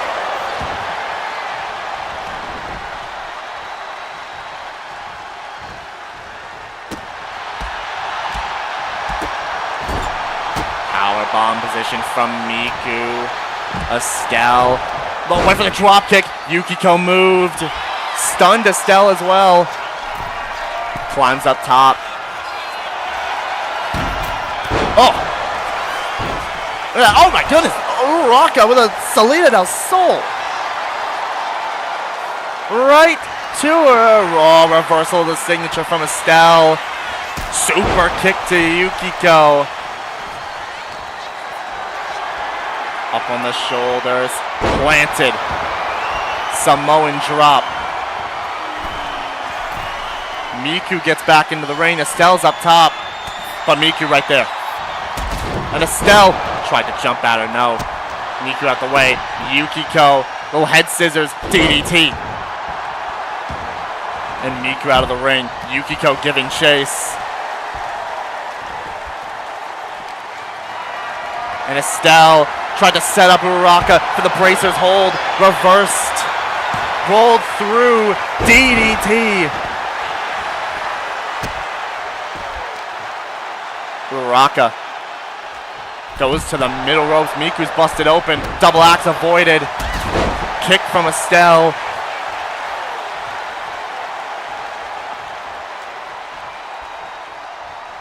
Estelle now has a finisher. Could look to be the end for Uraraka. As Yukiko just slapped Miku in the face. And Estelle with the brilliant Comet. And a great fight from Uraraka. But that is it. And now, Yukiko hits checkout on Miku. Into the cover. And Miku burns resiliency. We're down to 3. Estelle, Yukiko, and Hatsune Miku. The Rumble winner could get another crack at Chun-Li. Estelle could get the chance, or Yukiko. Miku's the only one with a finisher, but Estelle and Yukiko both still have resiliency. Climbs up top. Miku slides back into the ring. And sets up. No, Estelle was going to fly in. Missed both of them. And now Yukiko's caught. Starlight finale. From Miku. Into the cover on Yukiko, who burns resiliency. Yukiko's been in for quite a while in this matchup. And a power slam from Estelle. But Miku rolls outside again. Baseball bat shot to Yukiko. Another. Out of the way. Kicks, and now she's stunned. Goes to the middle ropes. Flies in, drop kick lands.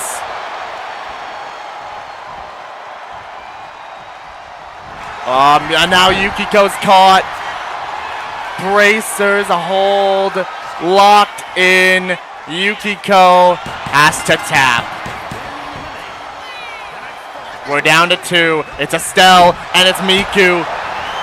German suplex. A valiant effort from Yukiko, but it could be the end of this one. Miku's in danger. Miku's injured. Estelle has 2 finishers. And Estelle tried to catch Miku. Miku out of the way. Dropped her. Got her with the knee. Didn't even get her with the kick. Got her with the knee. Coming down.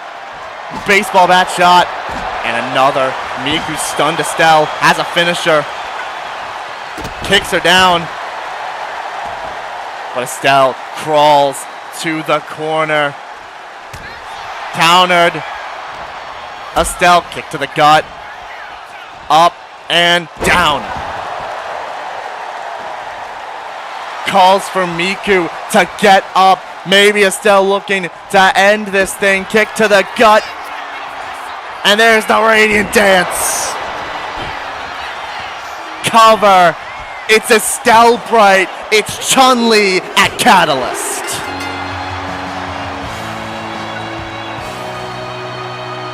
Estelle Bright picks up the victory. The former Ironheart champion gets her chance at the big one.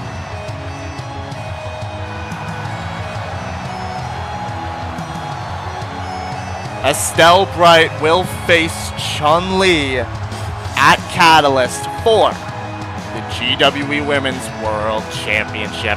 That could very well be Chun-Li's biggest test as champion. Congratulations to Estelle. That is the show. Let's take a look at it real quick as Estelle's music is just playing again. That's kind of funny.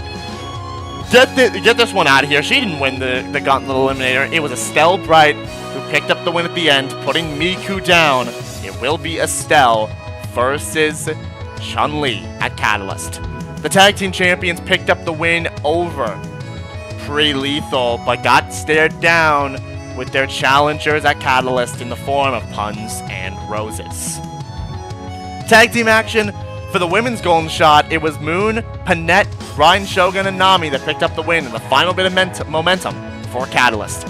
Same momentum falling to the category for the Tyrant Syndicate as they get theirs back over Statement in the 6-man Tornado Tag Team match. The Young Bucks, they got met with a taste of their past in the form of Penta and Rey Fenix, the Lucha Bros. 2-on-2, they get the job done. This happened again. It was supposed to be Dusk versus Sayori, but this masked assailant just showed up again. And we're going to find out why they're doing this next week. Hu Tao and Chaos picked up the win over Junko and Mukuro. Hu Tao pinning Mukuro in this one. What's going to be Mukuro's decision? Is she going to challenge Chaos herself, or will Junko get it? We're going to find out soon. Arrow picked up the win over Yuri Rhodes in one-on-one action. A lot of disagreement from Sakura and Natsuki that sent them out, ejected from ringside. And to start off the show, it was an 8-man tag team match with the competitors in the Golden Shot. Silver, Modest, Kara, and Jack, they get their momentum. Kazuya didn't even tag out to Sukuna, and it cost him in the end, because Jack picked him up, hit him with the Island's Call, and ended it. That was the show. Let's take a look at the news real quick. Miku injured. Uraka injured. Yukiko injured. Undyne's injured. We saw that battle between... We were going to see that battle between those ones. Nick Jackson's injured, and this happened. Figured as much. Alright, let's go ahead and see what 2K would cook for us, you know?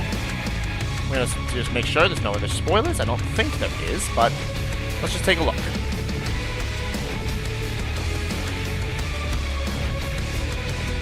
No. Okay, no spoilers. So, it would be Kenny Omega one-on-one with Modest in this matchup. This would be mental. Liu Kang versus Obafemi. Heck yeah. We'd be seeing Dusk versus Evernight. Yikes. Will and Saya running it back one-on-one. That'd be kind of a fun match to see. Chaos. I don't think Chaos would ever want to team up with Junko. I don't think Chaos would ever want to team up with Junko. Now Neo and Cammy on the other side. Honestly, kind of be a fun tag team. Not gonna lie. Chun-Li one-on-one with Moon Mage. Champion versus... Actually, the one that's teaming up with Estelle. That's kinda fitting. Good job, 2K. We just saw this. Dominic, Mysterio, and Maki, they'll go at it at Catalyst one-on-one. Estelle versus Hutao. We've seen this one happen before, I think. And the Brogis still really want the tag team title shot. Let me check the power rankings real quick. Again, make sure that there's no spoilers. Nope, no spoilers. No spoilers. So, the power rankings would be number 1 is Arrow. Arrow at number 1. Estelle at 2. Hutao 3. Silver 4. M. Bison at 5. Rounding out the rest. Android 18. Moon Mage. Mukuro. This guy. This. Liu Kang.